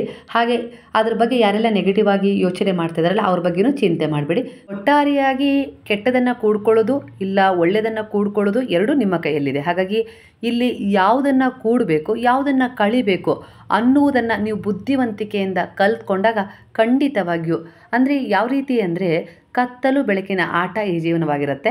ಆದರೆ ಇಲ್ಲಿ ನಮಗೆ ಆ ಗುರು ಕೈ ಬಿಡೋದಿಲ್ಲ. ಅಂದರೆ ನೀವು ನಿಮ್ಮ ಮಕ್ಕಳನ್ನು ಯಾವ ರೀತಿ ಕೈ ಬಿಡೋದಿಲ್ಲ, ಅವ್ರು ತಪ್ಪು ಮಾಡಿದರೂ ಕೂಡ ಅವರನ್ನು ಸರಿದಾರಿಗೆ ತರಬೇಕು ಅಂತೇಳಿ ಪ್ರಯತ್ನಿಸ್ತೀರಲ್ವ, ಅದೇ ರೀತಿ ಇಲ್ಲಿ ನಿಮ್ಮ ಒಂದು ಕೆಟ್ಟ ಕರ್ಮಗಳಿಂದಾಗಿ ನೀವು ಕೆಲವು ದುಃಖ ಸಮಸ್ಯೆಗಳನ್ನು ಎದುರಿಸ್ತೀರ. ಹಾಗಂತ ಇಲ್ಲಿ ಆ ಭಗವಂತ ನಿಮ್ಮನ್ನು ಕೈ ಬಿಟ್ಟಿಲ್ಲ. ಗುರುವಿನ ರೂಪದಲ್ಲಿ ಅರಿವಿನ ರೂಪದಲ್ಲಿ ಒಟ್ಟಾರೆಯಾಗಿ ನಿಮ್ಮ ಜೀವನದಲ್ಲಿ ಬಂದಿದ್ದಾರೆ, ಬಂದು ನಿಮ್ಮಿಂದ ಅವರ ಉಪದೇಶಗಳ ಮೇಲೆಗೆ ಪ್ರೇರಣೆ ಕೊಟ್ಟು ನಿಮ್ಮನ್ನು ಪರಿವರ್ತನೆ ಮಾಡ್ತಾ ಇದ್ದಾರೆ. ಈ ಸಮಯದಲ್ಲಿ ನೀವು ಅದನ್ನು ಅರ್ಥ ಮಾಡಿಕೊಂಡು ತಿದ್ದುಕೊಂಡ್ರೆ ಇದು ನಿಮಗೆ ಒಂದು ಒಳ್ಳೆಯ ಅವಕಾಶ. ಹಾಗೆ ನೀವು ಮುಂದೆ ಜೀವನದಲ್ಲಿ ಸುರಕ್ಷಿತವಾಗಿರ್ತೀರ, ನಿಮ್ಮ ಒಂದು ಸುರಕ್ಷಿತ ಭವಿಷ್ಯದ ಜೊತೆಗೆ ಅನ್ನೋ ರೀತಿಯಲ್ಲಿ ಇಲ್ಲಿ ವಿಚಾರ ರೆಸಲ್ಟ್ ಆಗ್ತದೆ. ಅದೇ ನೀವು ಅರ್ಥ ಮಾಡ್ಕೊಳ್ದೆ ಇಷ್ಟೇ ನನ್ನ ಹಣೆ ಬರಹ ಅನ್ನೋ ರೀತಿಲಿ ನೀವು ಅದ್ರ ಮಧ್ಯೆನೇ, ಅಂದರೆ ಒಂದು ಬ್ಲಾಕೇಜ್ಗಳ ಮಧ್ಯೆನೇ ಅವ್ರು ಹೀಗೆ ಮಾಡಿದಾರ ನಾನು ಹಾಗೆ ಮಾಡ್ತೀನಿ ಅನ್ನೋ ರೀತಿಯಲ್ಲಿ ನೀವು ದ್ವೇಷಕ್ಕೆ ದ್ವೇಷನೇ ಕೊಡ್ತಾ ಹೋದರೆ, ಪರಿವರ್ತನೆ ತಗೊಳ್ಳದೇ ಇದ್ದರೆ ಖಂಡಿತವಾಗಿಯೂ ಅಲ್ಲೇ ಇರ್ತೀರಾ, ಅಲ್ಲೇ ಸುತ್ತಾಡ್ತಾ ಇರ್ತೀರಾ, ಅದರಿಂದ ಹೊರಗೆ ಬರೋಕ್ಕಾಗೋದಿಲ್ಲ. ಹಾಗಾಗಿ ನಿಂದಿಸುವವರ ಮಧ್ಯೆ, ಅಂದರೆ ಯಾರೆಲ್ಲ ಹೀಯಾಳಿಸಿ ತಡೆದು ನಿಲ್ಲಿಸ್ತಾರಲ್ಲ ಅವರ ಮಧ್ಯೆನೇ ನೀವು ಗೆದ್ದು ತೋರಿಸ್ಬೇಕು ಅನ್ನೋ ರೀತಿಯಲ್ಲಿ ಗುರು ನಿಮಗೆ ಪ್ರೇರಣೆಯನ್ನು ಆಗಾಗ ಕೊಡ್ತಾ ಇರ್ತಾರೆ. ಸ್ವಲ್ಪ ಆತ್ಮವಿಶ್ವಾಸದಿಂದ ನೀವು ದೃಢವಾಗಿ ಮುಂದೆ ಸಾಗಿದರೆ ಅವರು ನಿಮ್ಮ ಕೈ ಹಿಡಿದು ಅಲ್ಲಿಂದ ಮುಂದೆ ಕರ್ಕೊಂಡು ಹೋಗ್ತಾರೆ. ಆ ಪ್ರಯತ್ನ ಆ ಗುರು ಮಾಡ್ತಾರೆ. ಆದರೆ ಅದರಿಂದ ಹೊರಗೆ ಬರುವ ಪ್ರಯತ್ನ ನೀವೇ ಮಾಡಬೇಕು. ಪಾಸಿಟಿವ್ ಆಗಿರಿ, ನನಗೆ ಅದು ಕೊಟ್ಟೇ ಕೊಡ್ತಾರೆ, ನಡೆಯುತ್ತೆ ನನ್ನ ಜೀವನದಲ್ಲಿ. ಈ ಸಮಯದಲ್ಲಿ ಅದು ಸ್ವಲ್ಪ ತಡ ಆಗಿದೆ ಅಂದರೆ ಯಾವುದೋ ರೀತಿಯಲ್ಲಿ ನಾನಿಲ್ಲಿ ಕರ್ಮವನ್ನು ಕಳ್ಕೊಳ್ತಾ ಇದ್ದೀನಿ, ಅದಕ್ಕೆ ಆ ಗುರು ನನಗೆ ಸಹಾಯ ಮಾಡ್ತಾ ಇದ್ದಾರೆ ಅನ್ನುವ ನಿಮ್ಮ ಬಲವಾದ ಒಂದು ಸಕಾರಾತ್ಮಕ ಯೋಜನೆ ಇದೆಯಲ್ಲ ಅದು ನಿಮ್ಮ ಜೀವನವನ್ನು ಬೆಟರ್ ಮಾಡುತ್ತೆ. ಅಂದರೆ ನಿಮಗೆ ಒಳ್ಳೆಯದನ್ನು, ಅಂದರೆ ಬೆಸ್ಟನ್ನು ಕೊಡುತ್ತೆ ಅನ್ನೋ ರೀತಿಯಲ್ಲಿ. ಅಂದರೆ ನೀವು ಮನುಷ್ಯರ ಮೇಲೆ ಅವರ ಮಾತಿನ ಮೇಲೆ ನಂಬಿಕೆ ಇಡೋದಕ್ಕಿಂತ ಭಗವಂತನ ಮೇಲೆ, ನೀವು ನಂಬಿದ ಗುರುವಿನ ಮೇಲೆ, ಅವರ ಶರಣದಲ್ಲಿದ್ದೀರಾ ಅನ್ನುವ ಒಂದು ವಿಚಾರದ ಮೇಲೆ ವಿಶ್ವಾಸ ಇಡಿ. ಖಂಡಿತವಾಗಿ ನಿಮ್ಮ ಜೀವನದಲ್ಲಿ ಅದ್ಭುತವಾದ ಚಮತ್ಕಾರಗಳು ನಡೀತವೆ, ಈಗಾಗಲೇ ನಡೆದಿದ್ದಾವೆ, ನಿಮ್ಮ ಜೀವನದಲ್ಲೂ ಅದು ನಡೆಯುತ್ತೆ ಅನ್ನೋ ರೀತಿಯಲ್ಲಿ ಇಲ್ಲಿ ಬಾಬಾ ನಿಮಗೆ ಈ ಸಮಯದ ಎನರ್ಜಿ ಪ್ರಕಾರ ಒಂದು ವಿಚಾರವನ್ನು ರೆಸನೇಟ್ ಮಾಡ್ತಾ ಇದ್ದಾರೆ. ಹಾಗೆ ಉದಾಹರಣೆಗಾಗಿ ಫೋನು ನಿಮಗೆ ತುಂಬ ಮುಖ್ಯ ಅಲ್ವಾ? ತುಂಬ ಅದು ಫಸ್ಟಿಗೆ ತಗೊಂಡಾಗ ತುಂಬ ಅಂದರೆ ತುಂಬ ನಿಮಗೆ ಇಷ್ಟ ಆಯಿತು, ಅಂದರೆ ನನಗೆ ತುಂಬ ಒಳ್ಳೊಳ್ಳೆಯದನ್ನು ಮಾಡುತ್ತೆ, ಅಂದರೆ ತುಂಬ ಸಹಾಯ ಮಾಡುತ್ತೆ ಅನ್ನೋ ರೀತಿ. ಅಂದರೆ ದೂರ ಹೋಗಿ ನಡ್ಕೊಂಡು ಹೋಗಿ ಹೇಳಿ ಬರೋದನ್ನು ನಾನು ಇಲ್ಲೇ ಫೋನಲ್ಲೇ ಹೇಳಿಬಿಡ್ಬೋದು ಅನ್ನೋ ರೀತಿಲಿ. ಅಂದರೆ ಯಾವೆಲ್ಲ ರೀತಿಲಿ ಅದರಿಂದ ನೀವು ಸದುಪಯೋಗ ಪಡ್ಕೊಳ್ಬೇಕು, ಅದಕ್ಕೆ ನಿಮಗೆ ಅದು ತುಂಬ ಇಷ್ಟ ಆಯಿತು. ಅದೇ ಕ್ರಮೇಣ ನೀವು ಅದಕ್ಕೆ ಯಾವ ರೀತಿ ಅಡಿಕ್ಟ್ ಆಗಿದ್ದೀರಾ ಅಂದರೆ ಅದನ್ನು ಬಿಟ್ಟು ನಾನು ಬದುಕೋದೇ ಇಲ್ಲ ಅನ್ನೋ ರೀತಿಲಿ. ಅಂದರೆ ರಾತ್ರಿ ಎಲ್ಲ, ಅಂದರೆ ಒಂದು 2 ಗಂಟೆ 3 ಗಂಟೆ ಈ ರಾತ್ರಿ ತಗ ನೀವು ಅದರಲ್ಲಿ ಒಂದು ಒಳ್ಳೆಯದನ್ನು ನೋಡ್ತೀರಾ. ಹಾಗೆ ಅದ್ರ ಜೊತೆಗೆ ಕೆಲವೊಂದು ಸಾರಿ ಏನಾಗುತ್ತೆ ಅಂದರೆ ಕೆಟ್ಟದನ್ನು ನೋಡುವಂಥ ಅವಕಾಶ ಸಿಗುತ್ತೆ. ಯಾಕಂದರೆ ಅದು ಕೂಡ ಒಂದು ಕರ್ಮದ ಥರನೇ, ಕೆಟ್ಟದ್ದು ಇದೆ ಒಳ್ಳೆಯದು ಇದೆ. ಅದನ್ನು ಯಾವುದಕ್ಕೆ ನಾವು ಅಡಿಕ್ಟ್ ಆಗ್ತೀವೋ ಅದು ನಮ್ಮ ಜೀವನಕ್ಕೆ ಬೆಟರನ್ನು ತಂದುಕೊಡುತ್ತೆ ಅನ್ನೋ ರೀತಿಯಲ್ಲಿ. ಹಾಗಾಗಿ ಅಂದರೆ ಏನಪ್ಪ ಅಂದರೆ ಫೋನ್ ನಿಮ್ಮ ಜೀವನಕ್ಕೆ ಟಾಕ್ಸಿನ್ ಆಗಬೇಕೋ ಇಲ್ಲ ಟಾನಿಕ್ ಆಗಬೇಕೋ ಅದರ ಯೋಜನೆಯನ್ನು ನೀವೇ ಮಾಡಬೇಕು ಅನ್ನೋ ರೀತಿಲಿ. ಹಾಗಾಗಿ ಅದೇ ರೀತಿ ಜೀವನ ಕೂಡ. ಅಂದರೆ ನಮಗೆ ಅದು ತುಂಬ ಬೇಕು ಅಂತೇಳಿ ಬಹಳ ಆಸೆ ಪಟ್ಟು ತೊಗೊಳ್ತೀವಿ, ಆದರೆ ಅದಕ್ಕೆ ಅಡಿಕ್ಟ್ ಆಗಬಾರ್ದು. ಅದರಿಂದ ನಮಗೆ ಯಾವ ರೀತಿ ಉಪಯೋಗ ಇರುತ್ತಲ್ಲ ಅಷ್ಟು ಅದನ್ನು ಉಪಯೋಗಿಸ್ಕೊಂಡು ಅದನ್ನು ನಾವು ಅಲ್ಲೇ ಇಟ್ಬಿಡ್ಬೇಕು. ಅಂದರೆ ಇಗ್ನೋರ್ ಮಾಡಬೇಕು ಬಾಕಿ ಸಮಯದಲ್ಲಿ. ಆಗ ನಮ್ಮ ಜೀವನದಲ್ಲಿ ಅಂದರೆ ಅತಿಯಾದರೆ ಅಮೃತನೂ ವಿಷ ಅಂತಾರಲ್ಲ, ಆ ರೀತಿಯಾಗಿ ಇಂತಹ ಒಂದು ಸ್ಥಿರವಾದ ಮನಸ್ಸಿನೊಂದಿಗೆ ನಡಿಗೆಯನ್ನು ನಿಮ್ಮ ಜೀವನದಲ್ಲಿ ನೀವು ರೂಢಿಸ್ಕೊಂಡ್ರೆ ಖಂಡಿತವಾಗಿಯೂ. ಹಾಗಾಗಿ ಉತ್ತಮ ವ್ಯಾಯಾಮ ಬೇಕು ನಿಮ್ಮ ಜೀವನಕ್ಕೆ ಈ ಸಮಯದಲ್ಲಿ ಅನ್ನೋ ರೀತಿಯಲ್ಲಿ ಇಲ್ಲಿ ವಿಚಾರ ಬರ್ತದೆ. ಹಾಗಾಗಿ ಸ್ವಲ್ಪ ನಡೆದಾಡುವ ಅಭ್ಯಾಸ, ಹಾಡನ್ನು ಕೇಳುವ ಅಭ್ಯಾಸ, ಹೇಳುವ ಅಭ್ಯಾಸ ಒಳ್ಳೊಳ್ಳೆಯದು. ಹಾಗೆ ಪ್ರಕೃತಿಯ ಮಧ್ಯೆ ಸ್ವಲ್ಪ ಕಾಲ ಕಳೆಯುವ ಸಮಯ, ಈ ರೀತಿಯಾಗಿ ನೀವು ಕೊಟ್ಟಾಗ ಅದು ನಿಮಗೆ ಅಂಥದ್ದನ್ನೇ ಮರಳಿ ಕೊಡುತ್ತೆ ಅನ್ನೋ ರೀತಿಯಲ್ಲಿ ಇಲ್ಲಿ ವಿಚಾರ ರೆಸನೆಕ್ಟ್ ಆಗ್ತದೆ. ಹಾಗಾಗಿ ತುಂಬ ಬ್ಯುಸಿ ಇದ್ದೀರಾ, ಒತ್ತಡ ಇದೆ, ಇಲ್ಲ ಅಂತಲ್ಲ. ದುಡ್ಡು ಮಾಡಬೇಕು, ಹಾಗೆ ಮುಂದುವರಿಬೇಕು, ಮಕ್ಕಳಿಗೆ ಒಳ್ಳೊಳ್ಳೆ ಶಾಲೆ ಓದಿಸ್ಬೇಕು, ಒಳ್ಳೆ ರೀತಿಯಲ್ಲಿ ಮದುವೆ ಮಾಡಬೇಕು, ಈ ರೀತಿ ಎಲ್ಲ ಕನಸುಗಳಿದ್ದಾವೆ, ಇಲ್ಲ ಅಂತಲ್ಲ. ಹಾಗಂತ ಒತ್ತಡ ಮಾಡಿಕೊಂಡು ನಿಮ್ಮ ಆರೋಗ್ಯವನ್ನೇ ಹಾಳು ಮಾಡಿಕೊಂಡ್ರೆ ಆ ಕಂಡ ಕನಸುಗಳನ್ನು ನನಸು ಮಾಡೋದು ಯಾರು ಅಲ್ವಾ? ನಿಮ್ಮ ಕಾಳಜಿ ನೀವೇ ಮಾಡ್ಕೊಳ್ಬೇಕು. ಅದಕ್ಕೆ ಗುರು ಇಲ್ಲಿ ನಿಮಗೆ ಪ್ರೇರಣೆ ಕೊಡ್ತಾ ಇದ್ದಾರೆ. ಧ್ಯಾನ ಮಾಡು, ನನ್ನ ಶರಣದಲ್ಲಿರು, ಹಾಗೆ ನಿನ್ನ ಪ್ರಯತ್ನವನ್ನು ನೀನು ಮಾಡು, ನಿನ್ನ ಕರ್ಮಗಳ ಉದ್ದೇಶದ ಮೇರೆಗೆ ನಾನು ಫಲವನ್ನು ಕೊಡ್ತೀನಿ. ಯಾಕಂದರೆ ಕರ್ಮ ಮಾಡೋ ಹಕ್ಕು ಮಾತ್ರ ನಿನಗಿಲ್ಲಿರೋದು, ಫಲ ಕೊಡುವ ಹಕ್ಕು ನನಗೇ ಇರೋದು ಅನ್ನೋ ರೀತಿಯಲ್ಲಿ ಮತ್ತೊಮ್ಮೆ ಸಂದೇಶ ಬರ್ತಾ ಇದೆ. ಹಾಗಾಗಿ ಈ ಸಮಯದ ಎನರ್ಜಿಯ ಪ್ರಕಾರ ನಿಮ್ಮ ಕರ್ಮ ತುಂಬಾ ಬೆಟರ್ ಆಗ್ತಾ ಇದೆ. ಹಾಗಾಗಿ ಇಲ್ಲಿ ಕೆಟ್ಟ ಕರ್ಮ ಅಂದರೆ ಒಂದು ಬ್ಯಾಡ್ ಕರ್ಮ ರಿಮೂವ್ ಆಗ್ತಾ ಇದೆ, ಅಂದರೆ ಶುದ್ಧೀಕರಣಗೊಳ್ತಾ ಇದೆ, ಕ್ಲೈನ್ಸಿಂಗ್ ಆಗ್ತಾ ಇದೆ ನಿಮ್ಮ ಜೀವನದಲ್ಲಿ. ಅಂದರೆ ಒಂದು ಟಾಕ್ಸಿನ್ ವಿಚಾರಗಳನ್ನು ನೀವು ಹೊರಗೆ ಹಾಕ್ತಾ ಇದ್ದೀರಾ, ಒಳ್ಳೆಯದನ್ನು ನಿಮ್ಮ ಜೀವನದಲ್ಲಿ ಇಟ್ಕೊಳ್ತಾ ಇದ್ದೀರಾ. ಅಂದರೆ ಯಾವ ರೀತಿ ಅಂದರೆ ನಿಮ್ಮ ದೇಹದಲ್ಲಿರುವ ಒಂದು ಮನಸ್ಸಿನಲ್ಲಿರುವ ಟಾಕ್ಸಿನ್ ವಿಚಾರಗಳನ್ನು ಹೊರಗೆ ಹಾಕಿ, ವಿಷಕಾರಿ ಪದಾರ್ಥಗಳನ್ನು ಹೊರಗೆ ಹಾಕಿ, ನಿಮ್ಮ ದೇಹಕ್ಕೆ ಮನಸ್ಸಿಗೆ ಯಾವುದು ಒಳ್ಳೆಯದೋ ಆ ರೀತಿಯಾಗಿ ಒಂದು ಡಿಟಾಕ್ಸ್ ಡ್ರಿಂಕ್ ಥರ ನಿಮ್ಮ ಜೀವನಕ್ಕೆ, ನಿಮ್ಮ ಮನಸ್ಸಿಗೆ, ನಿಮ್ಮ ದೇಹಕ್ಕೆ ಒಳ್ಳೆಯದನ್ನು ತುಂಬಿಸ್ತಾ ಇದ್ದೀರಾ. ಹಾಗಾಗಿ ಒಳ್ಳೆಯದನ್ನು ಕೊಟ್ಟರೆ, ಒಳ್ಳೆಯ ಆಹಾರವನ್ನು ಕೊಟ್ಟರೆ, ಒಳ್ಳೆ ಉತ್ತಮ ಅಭ್ಯಾಸಗಳನ್ನು ದೇಹಕ್ಕೆ ಕೊಟ್ಟರೆ ಅದು ಆರೋಗ್ಯವಾಗೇ ಇರುತ್ತೆ. ಕರ್ಮಗಳ ಆಧಾರದ ಮೇಲೆ ನಿಮ್ಮ ಜೀವನ ನಿರ್ಧಾರಿತವಾಗಿರುತ್ತೆ. ಅದನ್ನು ನೀವು ಯಾವ ರೀತಿ ತಗೊಂಡು ಹೋಗ್ತೀರಾ, ಅದನ್ನು ಯಾವ ರೀತಿ ನೀವು ಅಲ್ಲಗಳಿತೀರಾ ಅನ್ನೋದ್ರ ಮೇಲೆ ನಿಮ್ಮ ಭವಿಷ್ಯ ಜೀವನ ನಿರ್ಧಾರವಾಗಿರುತ್ತೆ. ಒಟ್ಟಾರೆಯಾಗಿ ಈಗಿನ ಎನರ್ಜಿಯ ಪ್ರಕಾರ ನೀವು ತುಂಬ ಬ್ಯಾಡ್ ಕರ್ಮದಿಂದ ರಿಮೂವ್ ಆಗ್ತಾ ಇದ್ದೀರಾ, ಹೊರಗೆ ಬರ್ತಾ ಇದ್ದಾರೆ, ಒಳ್ಳೆಯದನ್ನು ನಿಮ್ಮ ಜೀವನದಲ್ಲಿ ಕೂಡಿಸ್ಕೊಳ್ತಾ ಇದ್ದಾರೆ. ಹಾಗಾಗಿ ನಿಮ್ಮ ಮಕ್ಕಳಿಗೆ ಉತ್ತಮ ಅವಕಾಶಗಳು ಸಿಗ್ತಾ ಇದ್ದಾವೆ, ಹಾಗೆ ನಿಮ್ಮ ಜೀವನದಲ್ಲಿ ಪರಿವರ್ತನೆ ಸಿಗ್ತಾ ಇದೆ. ಹಾಗೆ ಮುಂದೆ ಯಾವುದನ್ನು ಮಾಡಬೇಕು, ಯಾವುದನ್ನು ಮಾಡಬಾರ್ದು, ಯಾವುದು ತಪ್ಪು, ಯಾವುದು ಸರಿ ಅನ್ನುವ ವಿವೇಕ ನಿಮ್ಮಲ್ಲಿ ಮೂಡ್ತಾ ಇದೆ. ಅಂದರೆ ಈ ಸಮಯದಲ್ಲಿ ಗುರುವಿನ ಶಿಕ್ಷಣ, ಮಾರ್ಗದರ್ಶನ ಸರಿಯಾಗಿ ನಿಮಗೆ ಸಿಗ್ತಾ ಇದೆ. ಹಾಗಾಗಿ ಸರಿಯಾದ ಸಮಯಕ್ಕೆ ನೀವು ಆ ಶಿಕ್ಷಣಕ್ಕೆ, ಆ ಗುರುವಿನ ಮಾರ್ಗದರ್ಶನಕ್ಕೆ, ರಕ್ಷಣೆಗೆ, ಒಂದು ಆಶೀರ್ವಾದಕ್ಕೆ ಆಯ್ಕೆ ಆಗಿದ್ದೀರಾ ಅಂದರೆ ಯಾವುದೋ ಜನ್ಮದ ಒಂದು ಪುಣ್ಯ ಈ ರೀತಿಯಾಗಿ ಕೈ ಹಿಡಿದಿದೆ. ಹಾಗಾಗಿ ಇಲ್ಲಿ ನೀವು ಅರ್ಥ ಮಾಡ್ಕೊಳ್ಬೇಕು, ನಾನೇನು ಕೊಡ್ತೀನೋ ಅದು ನನಗೆ ಸಿಗ್ತಾ ಇದೆ. ಹಾಗಾಗಿ ನಾನು ಯಾರೋ ಏನೋ ಮಾತಾಡ್ತಾ ಇದ್ದಾರೆ ನೆಗೆಟಿವ್ ಆಗಿರ್ಬೋದು, ಇಲ್ಲ ನಿನ್ನ ಜೀವನದಲ್ಲಿ ಅದು ಆಗೋದೇ ಇಲ್ಲ, ಸಿಗೋದೇ ಇಲ್ಲ ಅನ್ನುವ ವಿಚಾರಗಳ ಬಗ್ಗೆ ನೀವು ಚಿಂತೆ ಮಾಡಲೇಬಾರ್ದು.